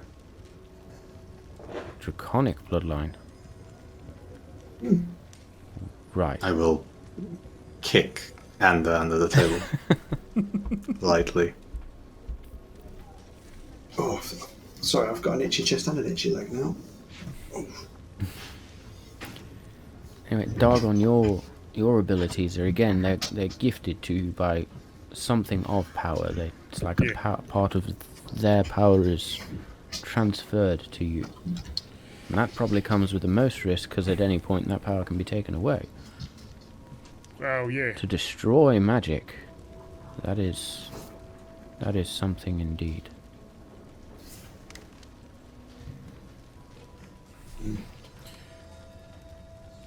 Can the sources that we have been told about and found one, and we think there were three of them, have anything to do with the fact that there were the three kingdoms or kings, Ramada being one of them.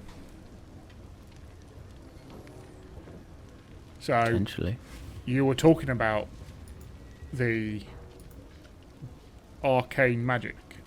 We've also discussed... Oh no, that one doesn't work.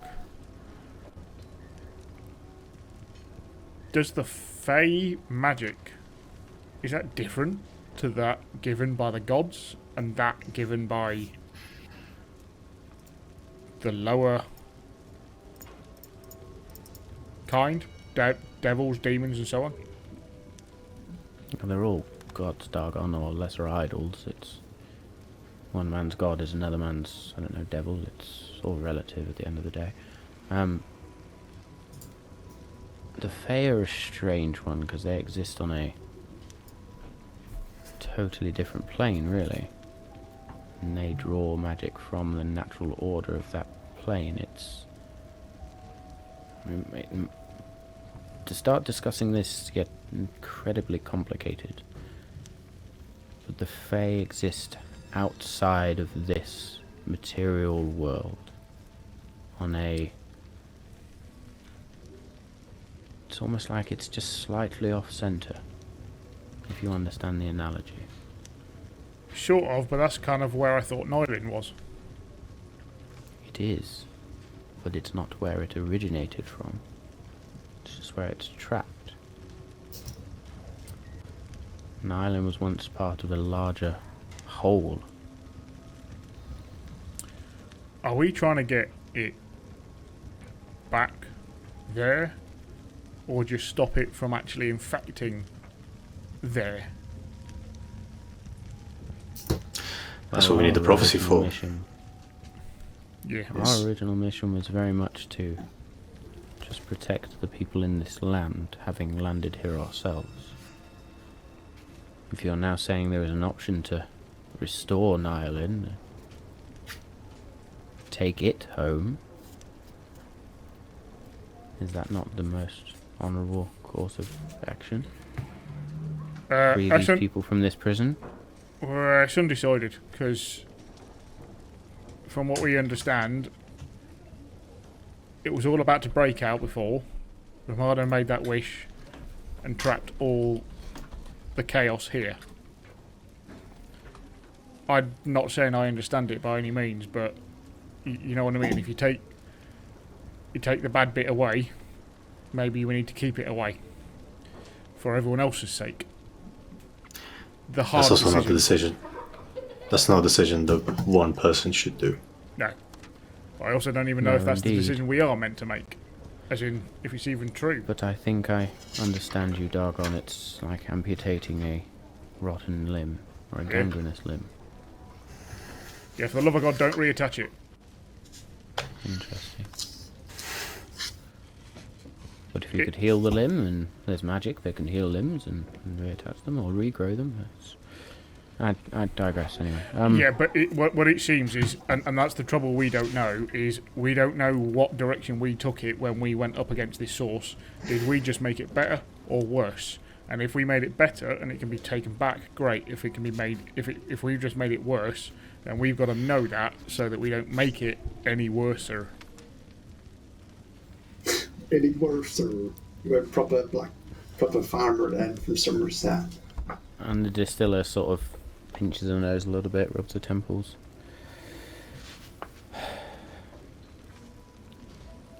We can only tackle that which is in front of us. For now, this current situation is the most pressing. I said it last time, and I'll say it again. You boys have things to do. We will help you where we can with whatever you need to do, but it sounds like you have places to get to and places to go. Things to get done. If it comes a time where the two objectives align once again, then of course we will all fight together. But I think for now,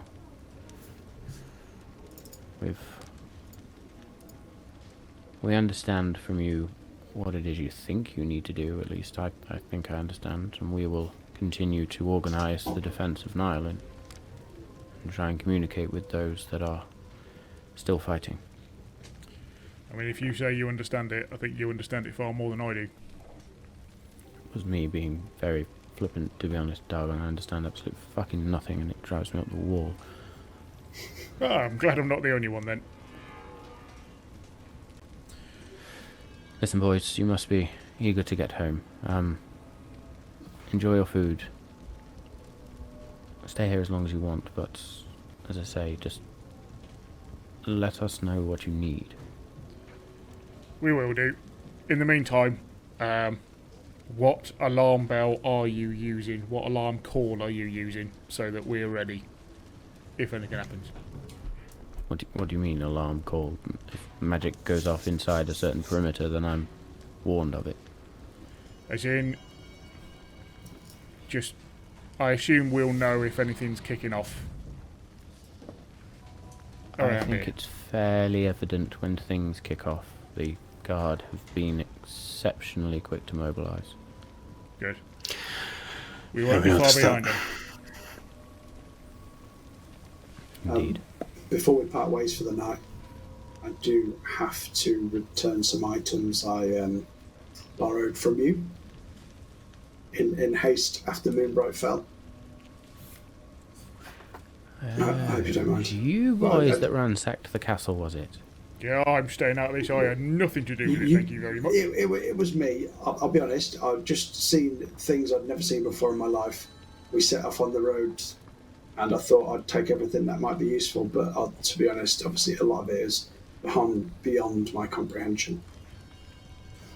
So I will give the sorcerer 6 spell scrolls back that I can't do fuck all with. The wizard. Thank you. The distiller, yeah. I'll give the distiller. I will give the blender her druid pouch back that I never dared look in.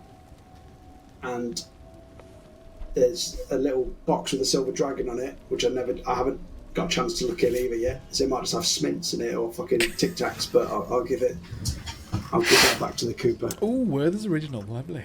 The blender's going to take the druid's pouch, and there, for the first time ever from the blender, there is a flash of anger. If you would have lost this boy, I would have flayed you alive. Lucky for you I didn't. Or lucky for me, should I say. Obviously, accept my humble apologies. I was fearing for my life. And I thought you were dead, to be honest, in my defence.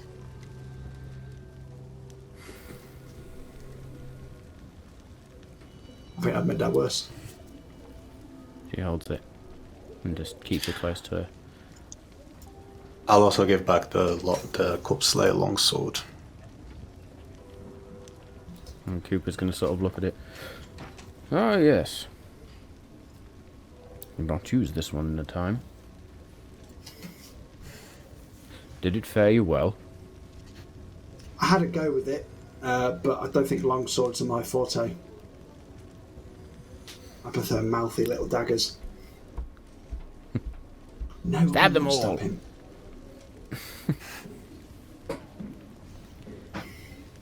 Kirik? This seems like your sort of thing. I find there are better ways to deal with the undead than weapons. Very well. Usually Well, if from the you inside have out. no need of it. Dargon, I'm assuming you do not wish to use it. I favour the two-handed approach nowadays. But thank you. Very well.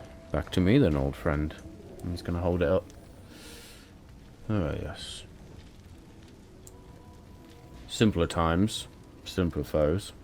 Although, perhaps. And he's just going to... You see there is a second scabbard at his waist, and he just slides it home.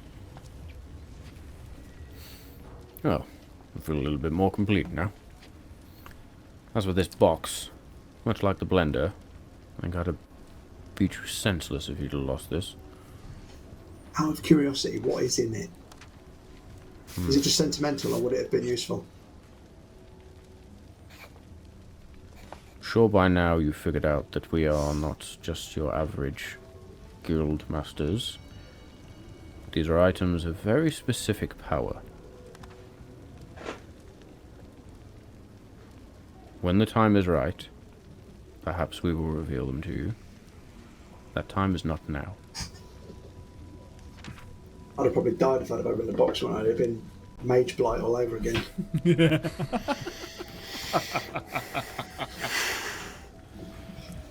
I can see both Kirik and Samal's temples twitching. Right, boys, I've had far too much to drink. I need to go work out. Swing this sword, get familiar with it, and check the defences. You need to go and work out? Is that code for work out? Come on. What a boss.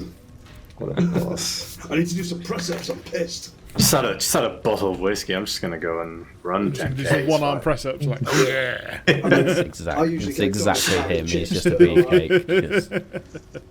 Be outside doing pull-ups with one arm.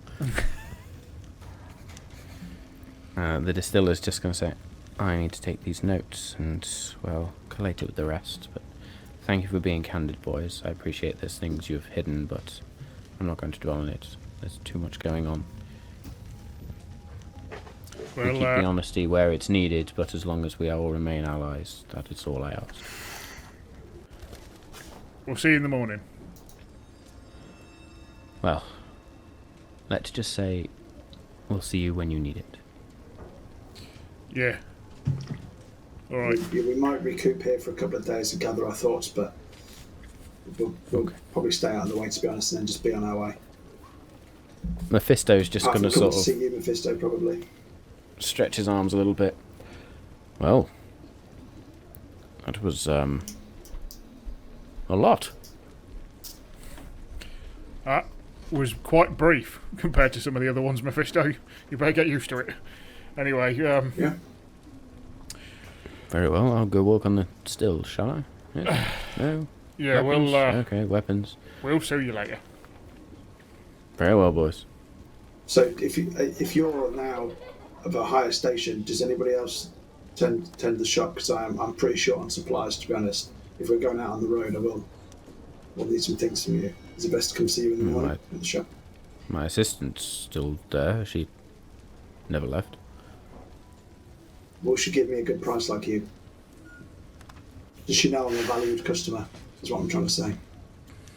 I've got my loyalty Kind of card. in her hands now, to be honest. I suppose the shop is hers. It's not the Enchantress, is it? The Enchantress?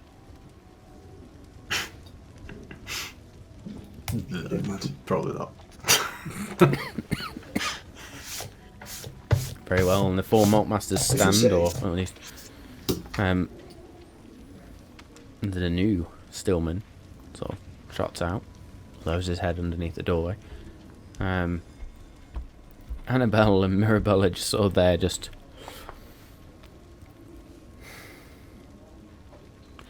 Oh well, back to it then. You know where I am, boys. And Mirabelle's just going to sort of nod her head. I'll use message again to say stay safe in Mirabelle's head. And she will send back. And you too. If we solve Nialin, she's wife number 5.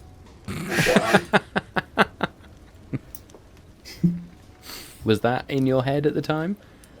No, I didn't say that to her by message. That'd be creepy as shit. No. Was that in your head at the time? Were you thinking that in that moment? Yeah. Oh, hang about. Oh shit. Yeah, if I was thinking that would have come across in the message, maybe. Oh god. Or someone has detect thoughts. Yeah. Which someone does. Anyway, which is probably the case. Which is awkward. She hasn't stabbed me in my sleep yet. She blushes slightly, is all I will say. But then they both exit, sort of leaving you, all 4 of you in the I've room. got a big mouth in my head, for fuck's sake.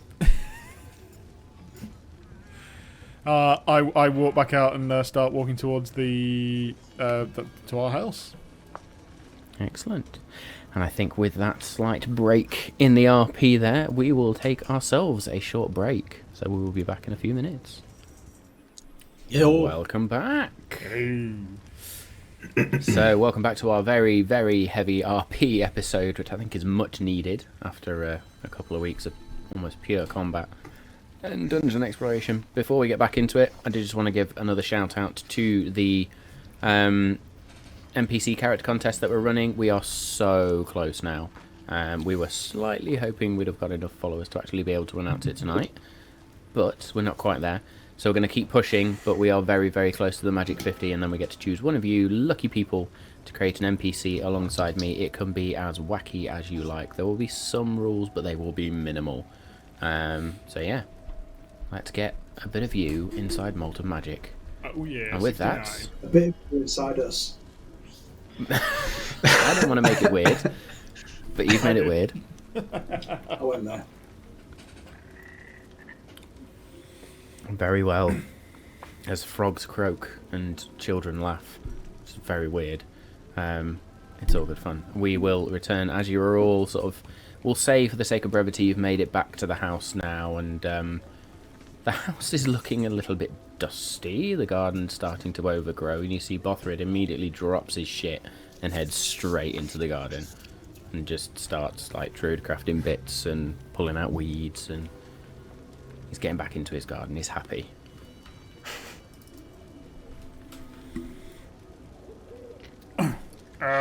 Kirik, Hello.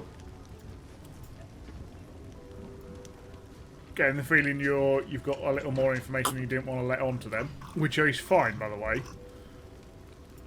Is it something that you're willing to discuss with us? Yeah, actually.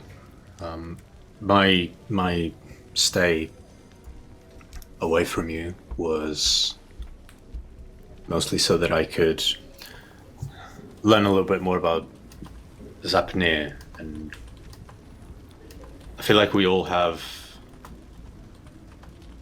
pieces of the puzzle, but none of us can still see how they fit, which is a problem. We were interested in, well, in the prophecy, and now there's the orbs, and then we don't know Zapnir's place in all of this. We don't know what the vampires to the south are doing, although if there's a shadow being cast over, I would potentially consider them as causes for that.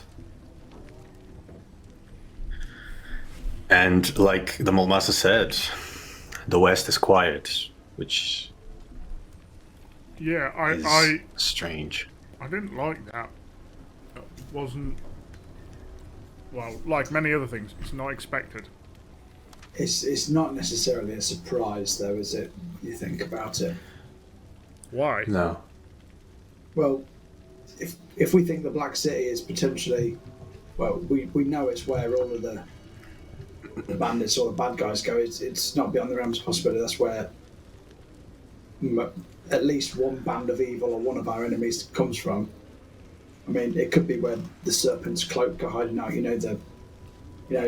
Abaya's gang that tried to kill me. That could be their base of operations. I mean, it's called the Black City. We know what lies there. It's nothing good, is it? And I also think if you the wanted, headquarters for everyone. if you wanted to win a war, then you let everyone else fight your battles, and you come in at the Sure. end.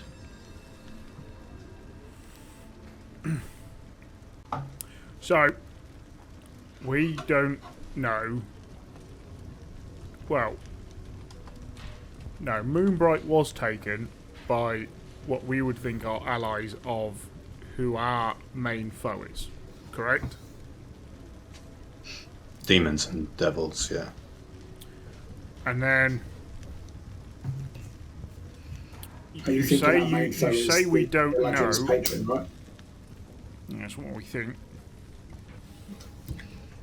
You say that we don't know if Zapnir or what Zapnir, how they fit into this, and there was a valued member of the Malt Masters who have also disappeared? Did they? Started a cult. Do A they cult. fit into this? Maybe. But I don't know what's scary. That all these things fit together or that they don't. Yeah.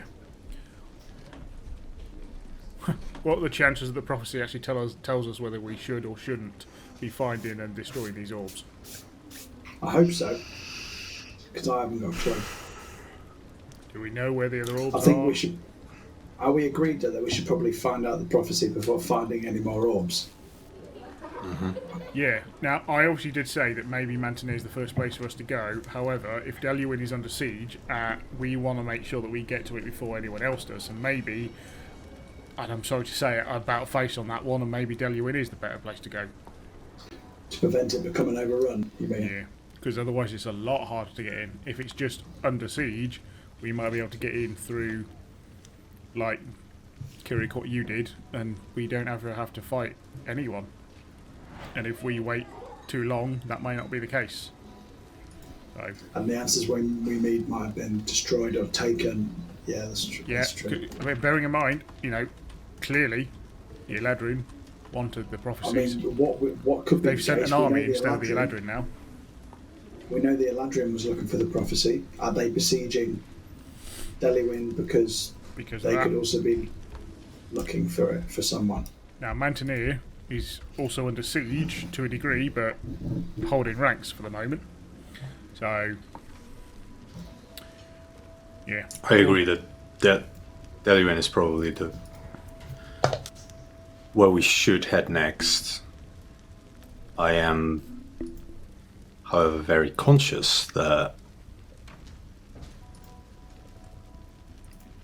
whoever's looking for this knows that we are also looking for this. So, just something to be aware of. You think I feel like if I agree that we should go to Deluin.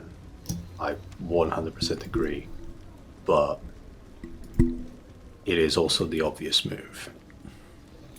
But maybe that's what we need right now. We need a little bit of obvious. And we need to clarify some things. We snuck off, thinking that was the right thing to do. Not saying it wasn't. But,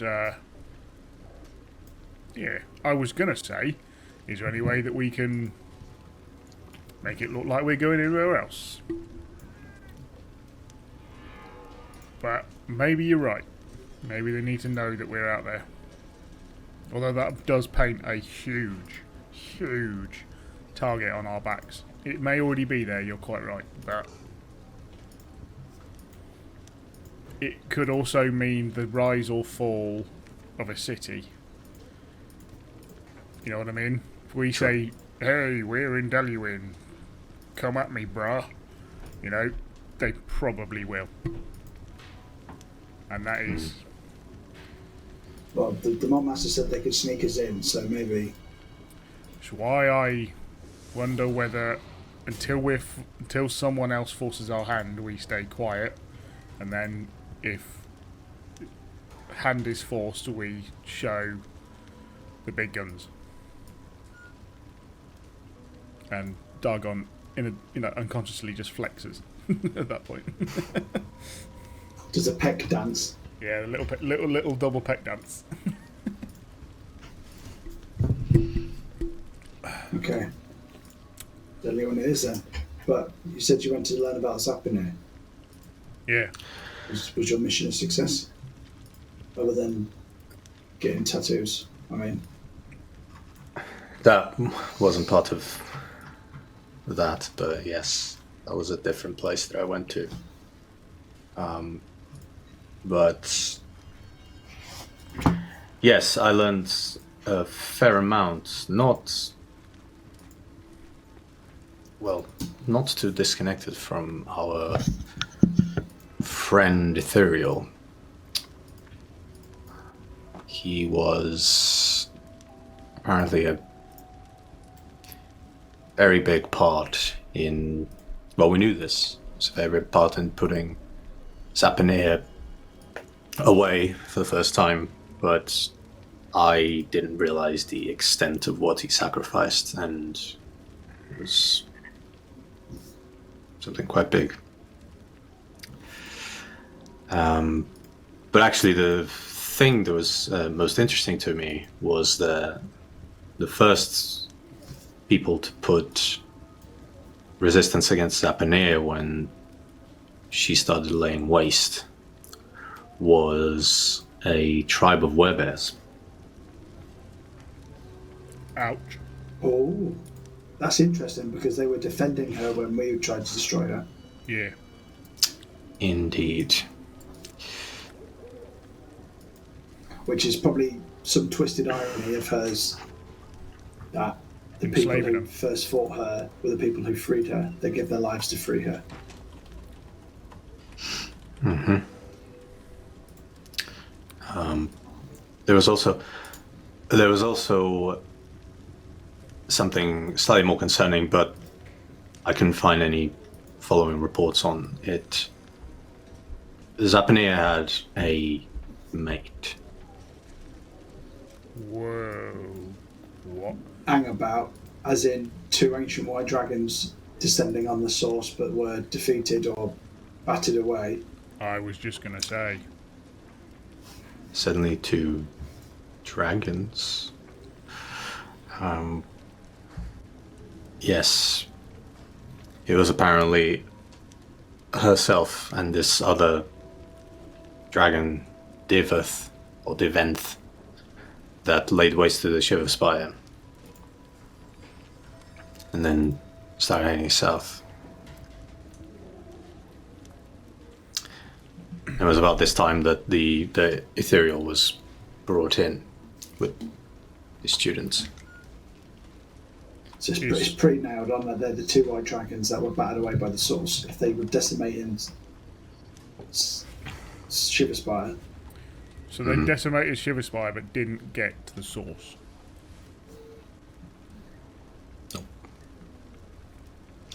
Whether they know about the source as well is another question altogether. If I understand and remember correctly, they were trying to find it, and they were battered away from it. You may be right. You may be right. We just don't know. Well, I do assume it's quite hard to fly in the winds that we were fighting. True. True. So, hang on. You said his students. Yes. 3 of his students were with him, as far as I could tell. And one by one, they all fell. That must have been hard for him. Yes, I imagine so. I kind of feel bad for giving him shit about his demeanour now. I don't think I would be too welcoming if I was him. Kirik, how long ago was this? Was this after Nialin was separated? Yes, Zapanir was apparently caught in the separation. And this was Even if it will... hundreds of years ago? Yes. Okay. It's possible that she wasn't even ancient at the time. Ah. Well, that would make her more formidable now. I am obviously glad that you didn't say that the other dragon was our good old friend. Yes, I think that is probably a good choice. I mean, hang on. It wasn't him, was it? Did we No. know it? I Did we know would it? assume not. No. But then again, we know him as Gindris, but he did refer to himself as the mysterious one. Yeah, but also he was He wasn't a white dragon, was he? No, he's a silver dragon, wasn't Yeah. Yeah, it was silver. I can't see them going together. No. Alright. So, he? But I suppose when you were learning, did you hear anything of any other good dragons defending Nialin, or is there anything about like Gidris's old family, clan, crew, whatever group of dragons is called?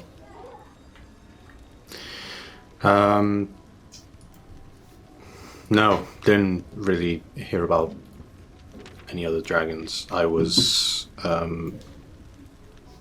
mostly focused on, I wanted to know, well, try to figure out where she came from and therefore potentially learn where she's going. But that wasn't, again, got the pieces of the puzzle, don't know how they fit together. is there anything else you know about it? You know, you were saying, where did she go? Any more? No, because she was at the ruins of Exelion, and no, that's not true. She was defeated. One of Ethereal's students sacrificed themselves in order to kill Zapinea, and then the rest we were there to witness. Yeah. We don't know where. So is there a way we could is. trap her again or defeat her again without Ethereal, and hopefully without sacrificing ourselves? That is the big question. I don't know the answer to it.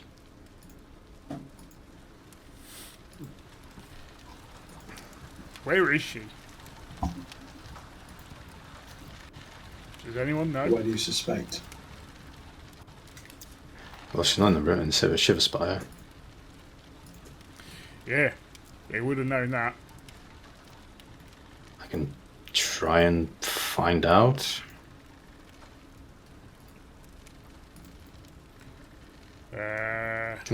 If you try and attempt to locate her, would she then know where we are?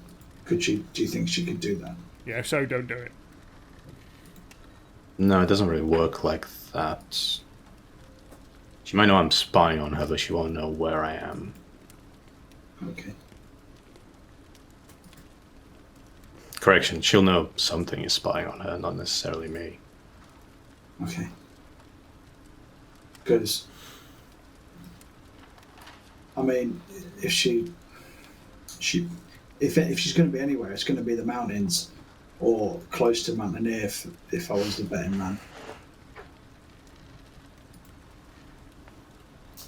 Potentially.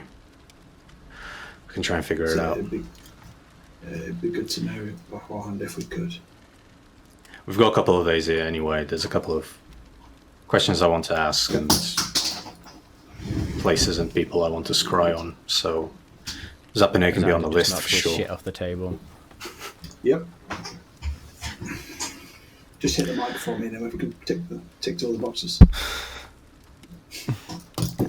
And after I learned this, I started a pilgrimage of sorts. About 8 months.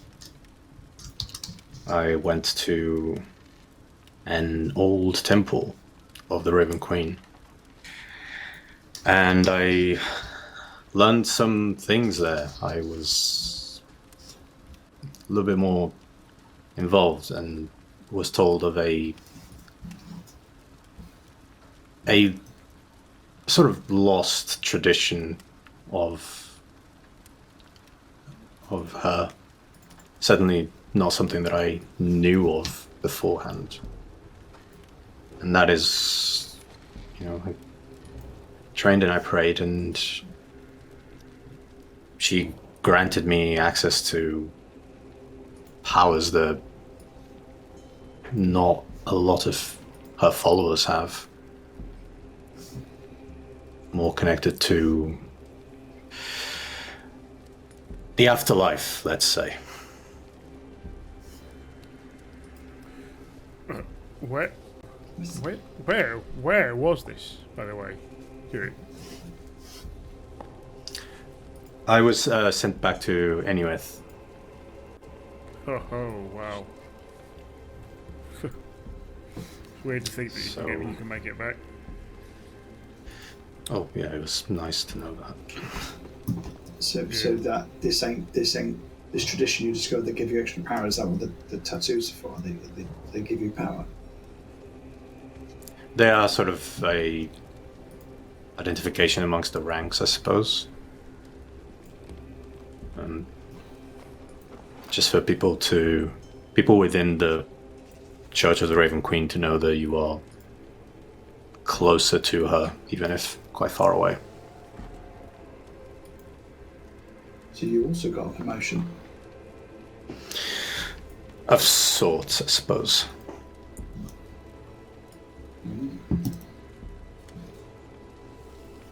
This doesn't involve us going to the land of the dead more often, does it? Because I'm out, if that's the case.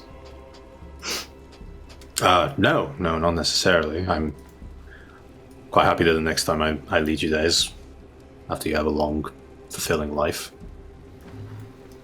Correct answer. I'm even planning on learning new spells, new techniques to try and prevent us ever having to do that again. That's how much fun I had the last time. I did, however, learn something that, well, might come in useful. Certainly if I'm trying to keep things away from you, Amanda. And I will reach out to my bag and I'll take out the deck of many things. And I will hold it in my hand and then I will kind of flick my wrist. And by the time I turn my wrist around, it's no longer there as I cast Wrist Pocket. Yes. Whoa. I mean, I've seen some good close-up hand techniques in the time. How the hell did you do that? It's Was that some in the land of the shit? dead now. Right, and it gets swept up by the river. No, I can call it back. Sweet. Whoa. You didn't just like slip that in a bag of holding up your sleeve or something, did you? No, Can you do that to people? Or just objects? needs to be something quite light and fitting in my hand.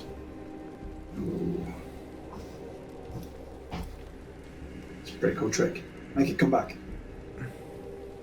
I'll just flick my hand, the deck comes back. Whoa. What cards are them? I'll go to grab them. I take them away and put it in the bag of holding again. Yeah. I've just realised what they are. Yes, Okay. let's not play with these. Yeah, I lost too many items once. I don't want to do that again. Are we spending a few days here? I think so. I mean, what I forgot to mention, to be honest, but I overshared with the Malt Masters anyway. I've got this book that I got from Ramada. Was it Ramada? Ramado, yeah.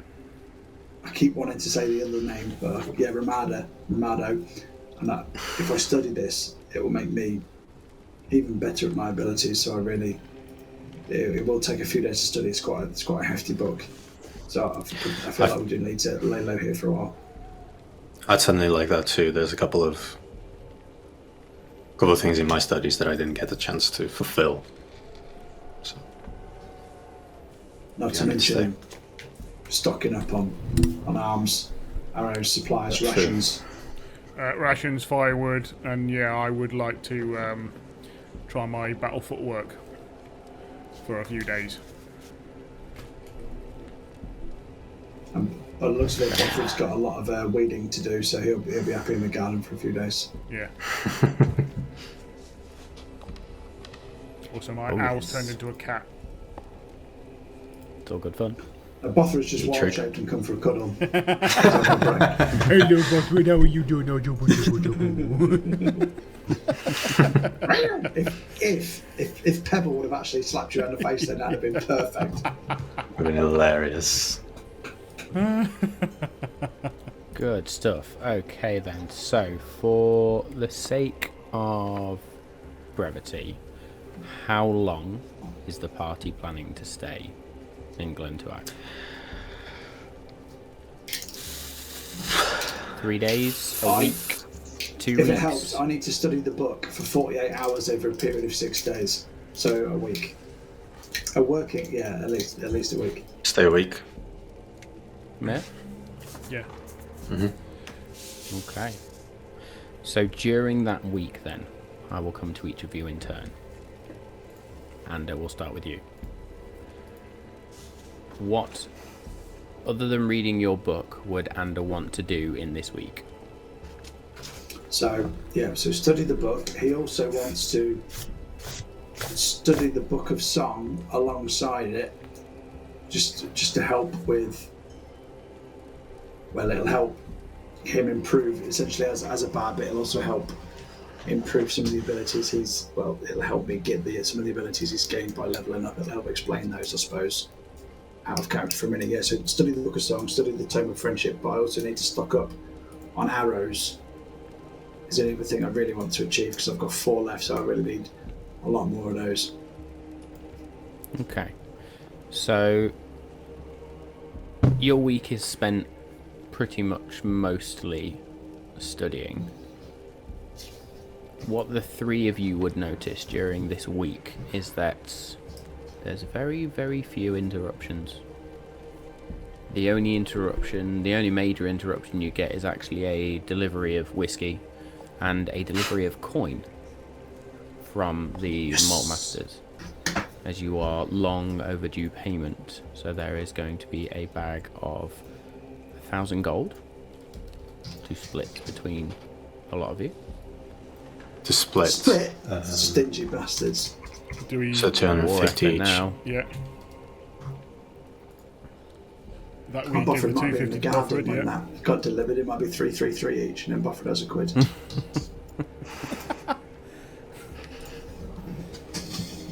has no need of money, as you well know, so you can divide it between the 3 of you if you wish. The whiskey this time, there's no magical properties to it. It's more of just a sign of thanks, and the note that accompanies it does sort of explain that this is not the payment they would have wanted to give to you, but given the war effort that's now on, funds are having to go elsewhere to make weapons and stuff, so instead they are sending some of their finest whiskey to be enjoyed. Andy, you will complete your book, not the Book of Song, but the other one. I've totally forgotten the Tome of Leadership. name. Thank you, Tome of Leadership. Just total brain fade there. And how long have you got left on the Book of Song? I've got 70 hours left.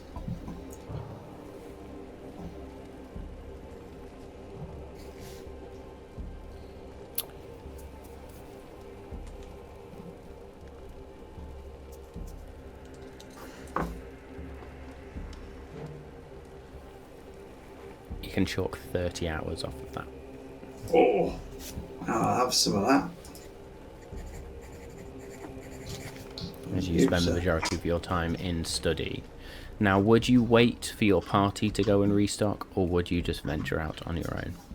Yeah, I think it's worth doing it as a group, because I've actually got some surplus weapons I could donate to the cause in Glentuag as well, to be honest. So if I go to the shop, and that seems to be where people are getting their supplies from, I can donate a couple of swords I might use and things like that.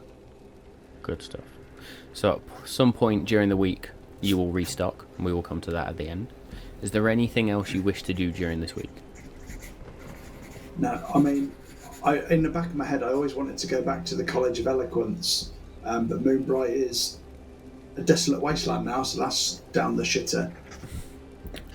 So, however, many of the inhabitants did make it to Glentuag, so would you like to try and seek out the headmistress or inquire after her to see if she survived? yeah, see if the headmistress made it here, just so I can, by reading the Tome of Leadership and I suppose practice out some new skills that I want to learn on her, with her.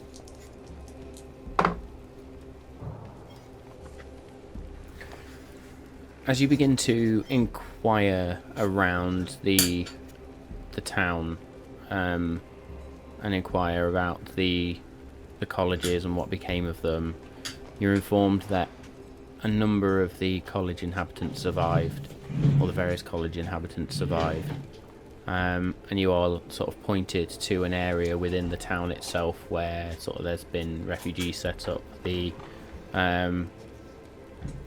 villages of Greenflower are there, and it also looks like the survivors of Moonbright are also there, and it's just a series of tents and rudimentary structures. And as you wander around and you sort of ask some more, there is one person who sort of comes out and looks at you sort of up and down.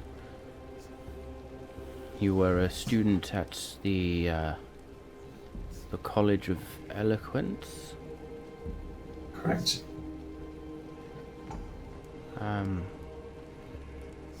Well, I'm afraid there is bad news. The headmistress was not with us when we arrived here.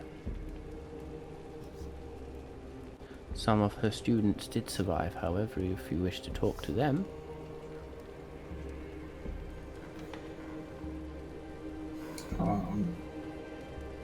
I'm sorry to hear that. I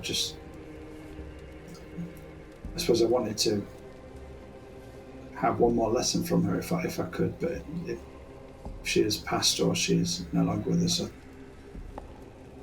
I don't want to bring up those memories with her students. So I think I'll just be on my way. Please wait here. Let me go find one.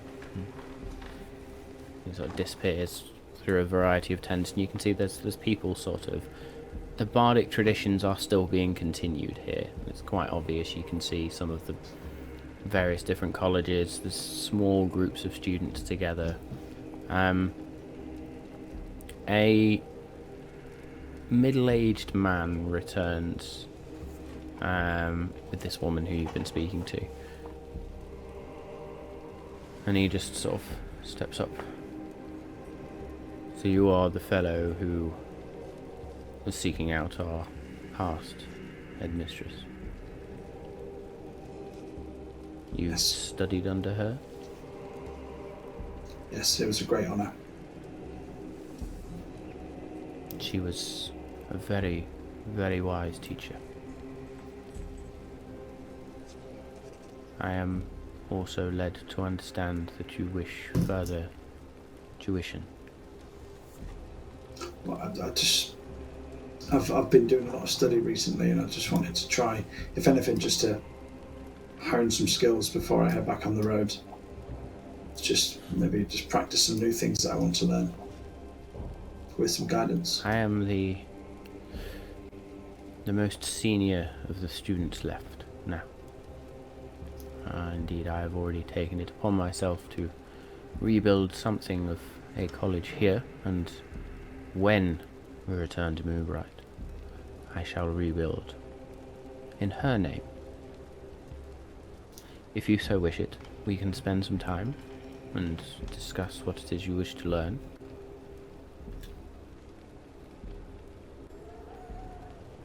Perhaps Yes, I I can would be like of that very service to much. you. Excellent. Be good for her memory to continue her teachings. It's how she lives on, after all. Death True. is never the end. Yes, I Very know well. that Return myself. to me in the morning, and we will begin. We will spend the day. Will that suit? Appreciate it. Very well. Cool. I'll do a little battle. I'll be off. Excellent. So you go back, you do some more studying of the book. As I say, at some point, the 4 of you will probably go and visit the shop. And you return the next day, and you spend the day with this individual who introduces themselves as Bren. And you sort of understand that Bren was one of the... laughing at the other faces in the background there. Stop it. He was the most senior student. He was on the cusp of graduating when the college fell. So he was pretty much learned all they had been able to teach him. He then takes you through some more exercises, gets you to read various poems, and sort of gets you to stand in certain poses and sort of lift your chin up and sort of, no, from the throat and then the stomach. Throat and then stomach. Alright, and you spend the day with him, and yes, that will help you with some of your other abilities, I believe, which is what you wish to do. Excellent. Yep. Cool. Mr. Gravetusk. What is it you wish to spend your week doing? As you're laughing at my NPC names I had to think up on the cuff there. That's funny. Oh man, are you ready for this? I'm about as ready as I'm going to be. The very first thing I'm going to do is I'm going to spend, I suppose it would be like a couple of days, basically closed up in a temple.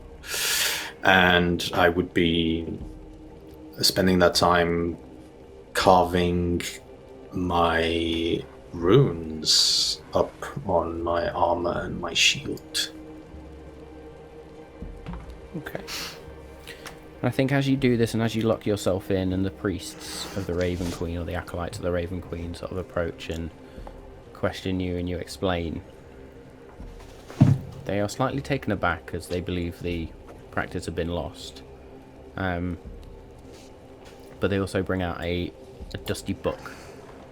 And as you describe these things that you're going about, they sort of flick through the pages and they find a page with a number of symbols, runes, depicted there. They have no understanding of what this book is or what it's used for, but you instantly do. You recognise the runes, you recognise the descriptions, and you use it as part of your construction, should we say. Is there anything else you're doing other than just etching these in? Are you imbuing anything into them, or...?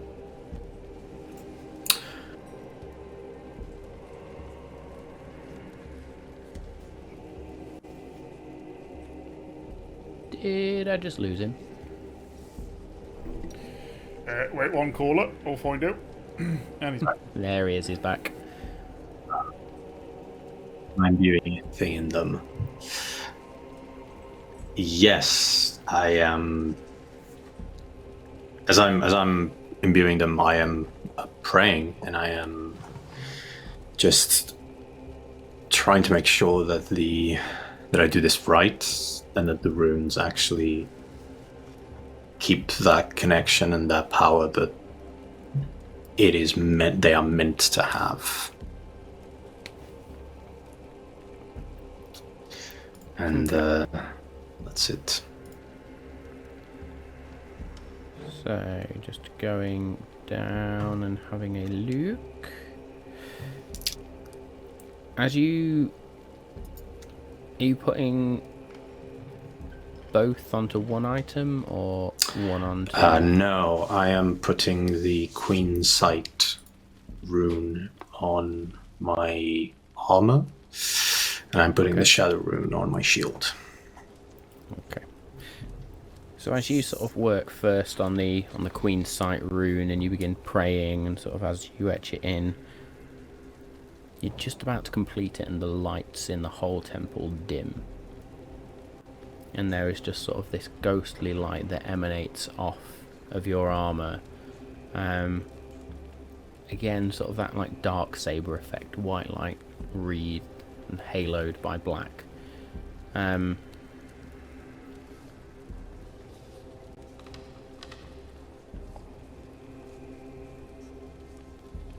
that tinges pink and purple for a second. And then the lights come back to full luminosity once again. As you then work on your shields, this time the lights don't dim, but you pray and you begin to complete the rune, and it's almost like a thin fabric veil folds itself around the shield momentarily, and then is gone. And the acolytes around you all sort of look, and one of them actually sort of leans in and whispers, when you're done, these teachings must be shared. In her name, of course.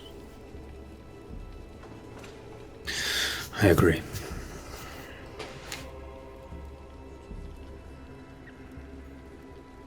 And Long time we had a major temple for her.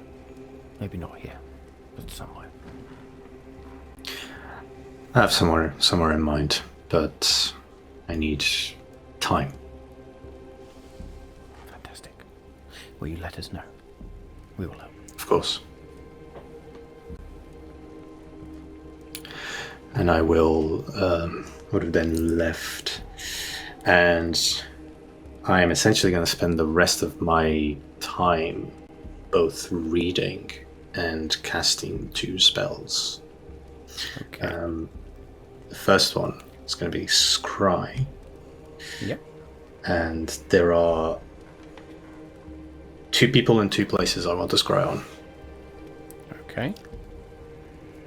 I'm going to try and scry on Zapineer to start with.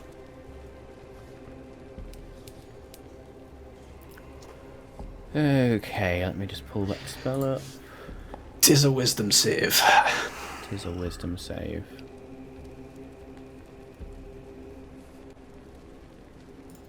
Okay.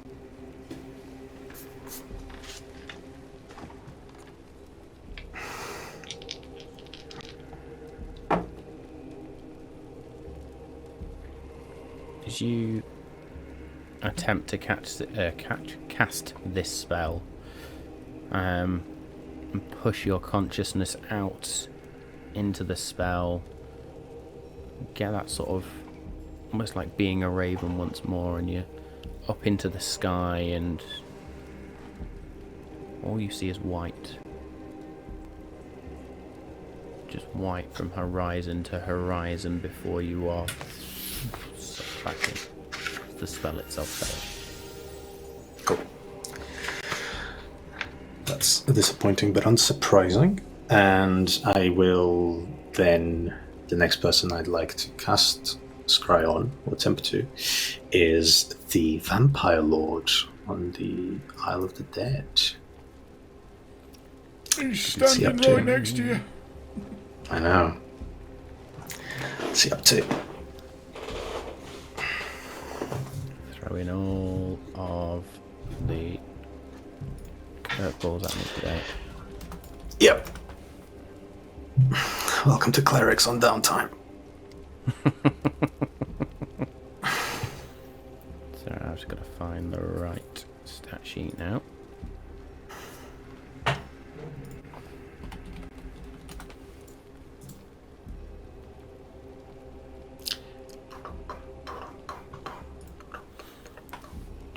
No, I don't want to create a new character. Bugger off. Are you sure you don't want to? I am positive.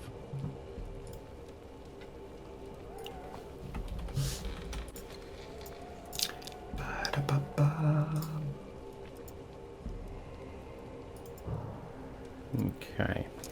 So wisdom saving throw.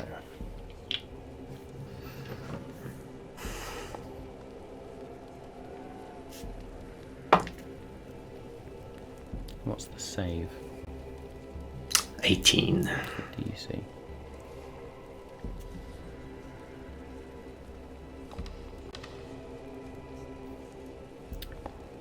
is a 19. That is fine. I will say the difference this time is you are sort of, instead of white, you see nothing but darkness, cloudy, inky darkness, and then you are brought back to yourself. That's fair. So then the next day, that's all right. The next day I would attempt to scry on Moonbright as a place. Okay. This time you are, and you are above Moonbright itself, and you're in a fixed position above Moonbright. As you just sort of scan below, and what was once a familiar area, no longer. A lot of the buildings are totally destroyed. The walls are obliterated in places. The crucible itself, one of the walls, one of the actual sides of this huge great arena, is blasted inward so that rock litters the actual arena itself. You can still see the remnants of the crater caused by the original fight with the Champion of Cord way back when Dargon first entered into the arena. The Temple of Cord itself lies still smoking, the statue of Cord ruined and on the floor. And as you peer sort of closer, you can see figures moving, but unnatural movement. There are pockets and bursts of fire. The bodies of the dead are everywhere. There is dried blood everywhere.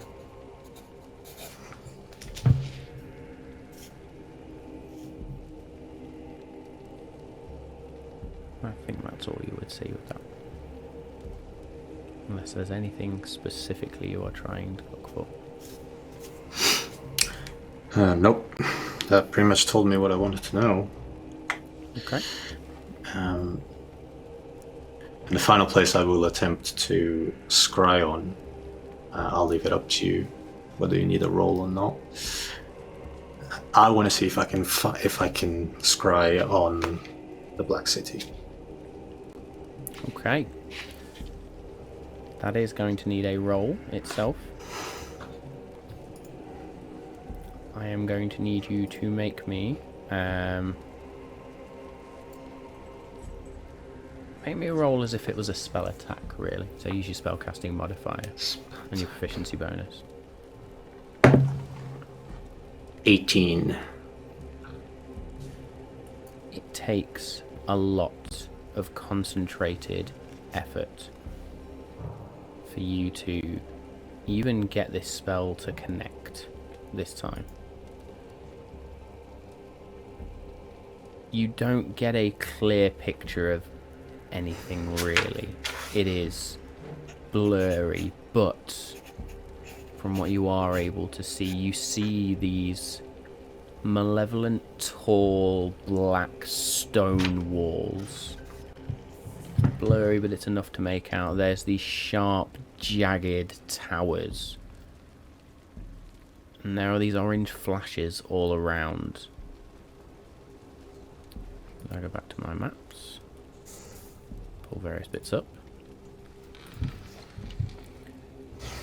You notice there seems to be some sort of lake, or maybe it's water. It looks like it's got a slight orange tinge in front of it. In front of these huge walls that then sort of partially surrounds the city itself. And smoke just seemingly rises from everywhere. But it is this black dot in the middle of an unforgiving desert. backed by these orange-brown mesas.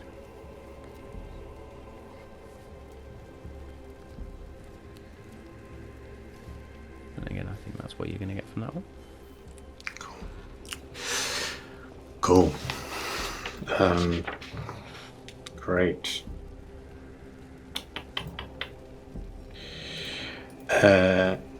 And so then the other thing I'd like to do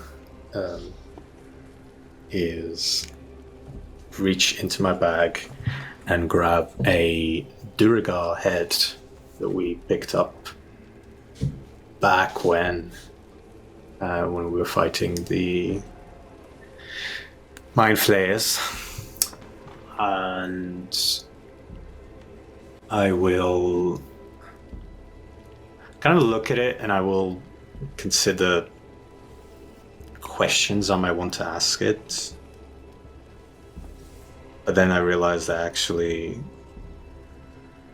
that seems to be something we dealt with. And whatever it is, they're not going to know because they're too low rank. And they seem that they were under some form of mind control anyway. So I'm actually just going to bury that head. And Where are you burying the Duragar's head?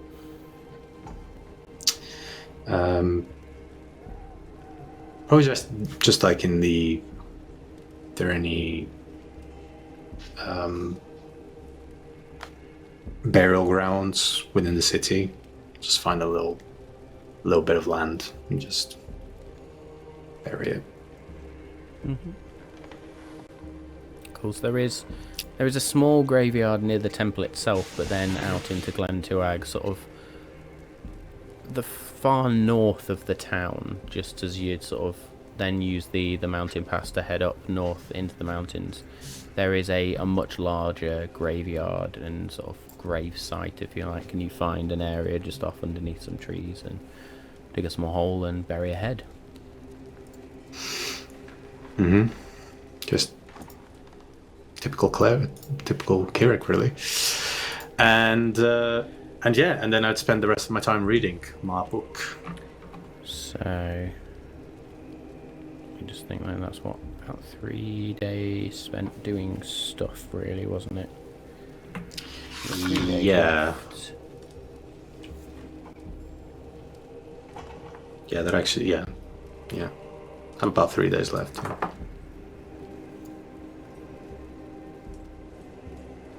What am I doing? Well, in those 3 days, Kirik being Kirik, this sage feat, 32 hours worth of the book gone. 32. Cool. Excellent. Nice. And then finally, Dargon. Aye. What is it you spend your week doing, apart from the shopping trip, of course? Yeah, so the majority of it would be going... I know the training grounds have gone now, but basically now just trying to, keep in shape, do some more training, try and find those quicker ways of moving around the battlefield and surging onto... So if we, starting on that then, you notice that the training grounds themselves have gone, but that is mainly because there are now these almost militant practices of weapon forms and battle tactics with the guards. You also notice that some of the guards donate their time and spend time with the town militia, to the point where everybody is almost being drilled all the time in these various battle tactics and maneuvers. If that's somewhere where you wish to go and train. Yeah, it would be. First of all, I'll actually go up there and noticing the fact that there were swords around, in stacks, I'd find the nearest guard and be like, "Hey, I've got a couple of scimitars here. You think they'd be useful?" I'm giving them away. Scimitars? Sure. We can add them to the piles. Sweet. 9 scimitars. Pretty 9. pretty good. Fuck me. Yeah, Thank you very much. may have gone against a few people before, and, well, let's just say that their last owners don't need them anymore. So, here you go. I take 9 scimitars out of my bag of holding. Fantastic. So, we'll go into the war effort, isn't it? So, Yeah. actually, this one looks pretty good. Might, think I'll have that one myself. I won't tell anyone. Good stuff. Good man. Hey, you don't know if anyone around here is doing a, bit of practice melee, or practice battling or anything, is there? Oh, well, everybody's always drilling something round here, but, I think I mean, the arms master, he's taken people through some weapons forms up by the castle, actually, and by statues. do you think I can maybe assist him, or, does anyone Oh, need yeah, a bit well. of training or anything? Can't see anybody saying no to you, mate, to be honest. Well, I always need to keep myself in shape and learn better anyway, and quite often that's the best way of doing that is actually teaching people, so maybe I'll go and assist him. Good stuff. Well, thanks for the scimitars. Good luck. Well, you're welcome. Hope to see you, well, let's hope we don't see each other on the battlefield. Nobody wants to be in the battlefield, really. I want you beside me, that's for sure. Keep up the good work, Be an honour. as it would be for me. I'll see you anon. Kindly, sir. So yeah, spend the majority of the time hopefully there for working with the battle master, but also as I say, actually helping train some other of the village folk or whoever else is around. Absolutely. I'd say as you step in and sort of have a quiet word with the arms master, and he sort of literally jumps at the chance to have a tried tested fighter help out, and using your knowledge, and even the Cooper comes out at some point and helps out as well, and it's the battle. The arms master turns to you and says, quite possibly one of the best drill sessions we've had. Thank you both, sir. Master. You're very welcome. I have to say you've trained these lot very well indeed. It's all with the Malt Master's permission. They're the ones that keep me going. I have to say the Cooper taught me my best work, so I'm not surprised that under his keeping these guys are doing very well. Well, he trained me, sir, as well. We're doing our best. Yeah, absolutely. I will leave you for this evening if you don't mind. See you back here tomorrow morning.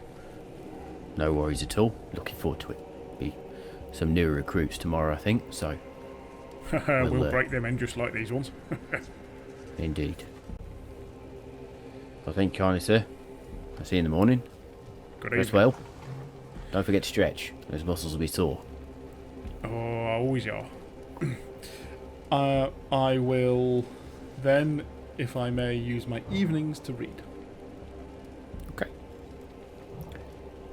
So... I will then say...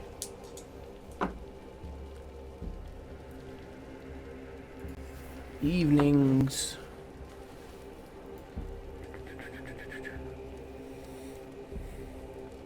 And that works out. I will say you get 16 hours of your book read. Cool. That's very nice. It's taking me over the halfway mark. That'll do me. Good stuff. And because I don't think it's necessarily going to be a shopping thing, I will also inquire if there is any spare, knowing that it's probably a high in demand thing, but try and find 2 weeks worth of firewood, or at the very least that an amount that I see I can fit into my bag of holding. I'm hoping that like a couple of pounds of wood per night will do us, and I may even say that only has to be 10, because we may not be able to some nights be able to use it. So anywhere between 10 and 14 nights worth. Cool. So the The guards sort of direct you actually back down into the town where you find the various merchants around, and there is a woodsmith in there. And the woodsmith is very busy. You can see their whole yard is just stock full of like sharpened spikes and planks for building ramparts and defences. You sort of go in and inquire as to the 2 weeks of firewood, and she is very reluctant to let them go. So I'm going to ask you to make me a persuasion check, please. Ooh, look at that. Lovely. Currently have a cat sitting in my dice tray. That's helpful. It's all good. There we go. Right, and persuasion, natural 20.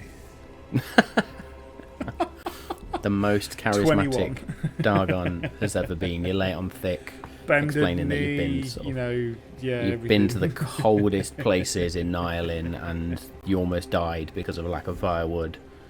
And at some point she just turns and says, all right, if it's firewood you be needing, I mean, I'll take is great. I'll take any offcuts, shavings, anything. I don't want to take your good stock and your steaks and everything. You're doing a really great work here. I don't want to take that. I want to take any offcuts or anything that you don't need.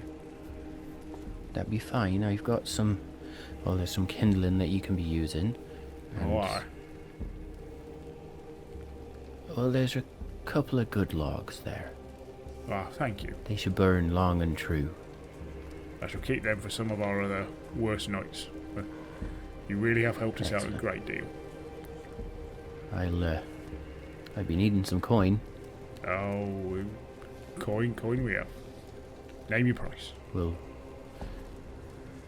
8 silver for the wood. I hand over 5 gold. You are more than generous, sir. More than generous. Sorry, and there is a smile that goes across Darkon's face when he thinks of Ander.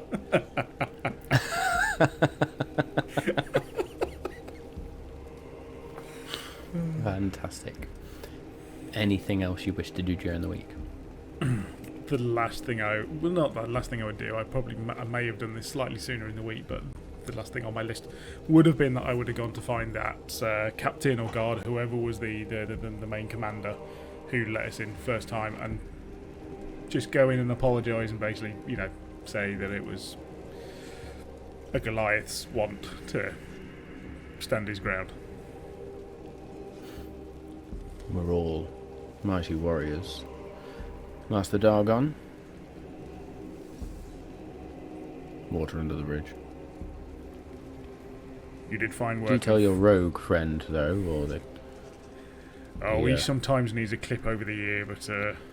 Well, yes, just, perhaps to pick his fights a little better. Yeah.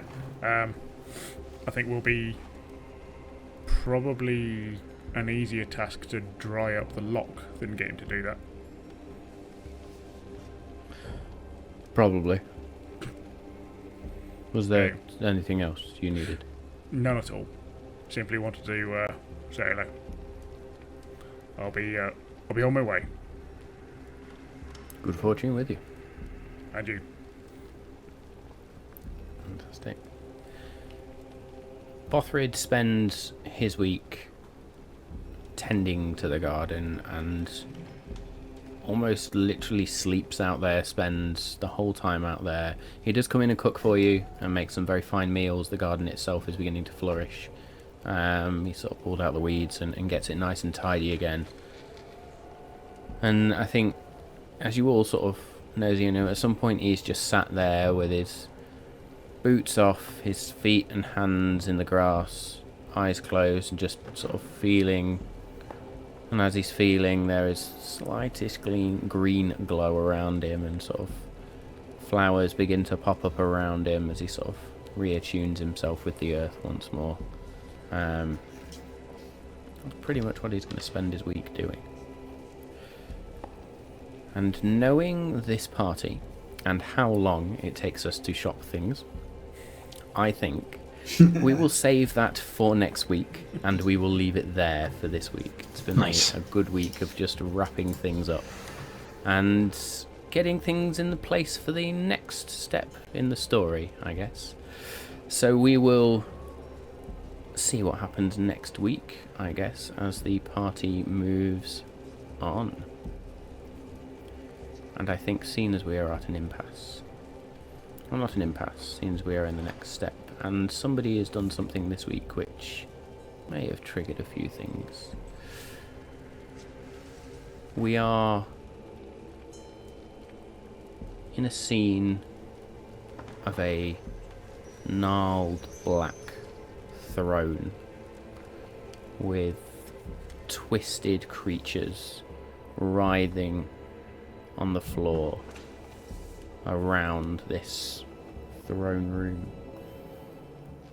Walls of what look like just black iron reach up as a figure just sits on this throne, rubbing their hands, and at some point they just look up, and there is an arrogant smile that just bleeds across the face as the red skin pinches in the cheeks and their hands come together. Well, my plans just keep working and working and working. Soon, soon, soon.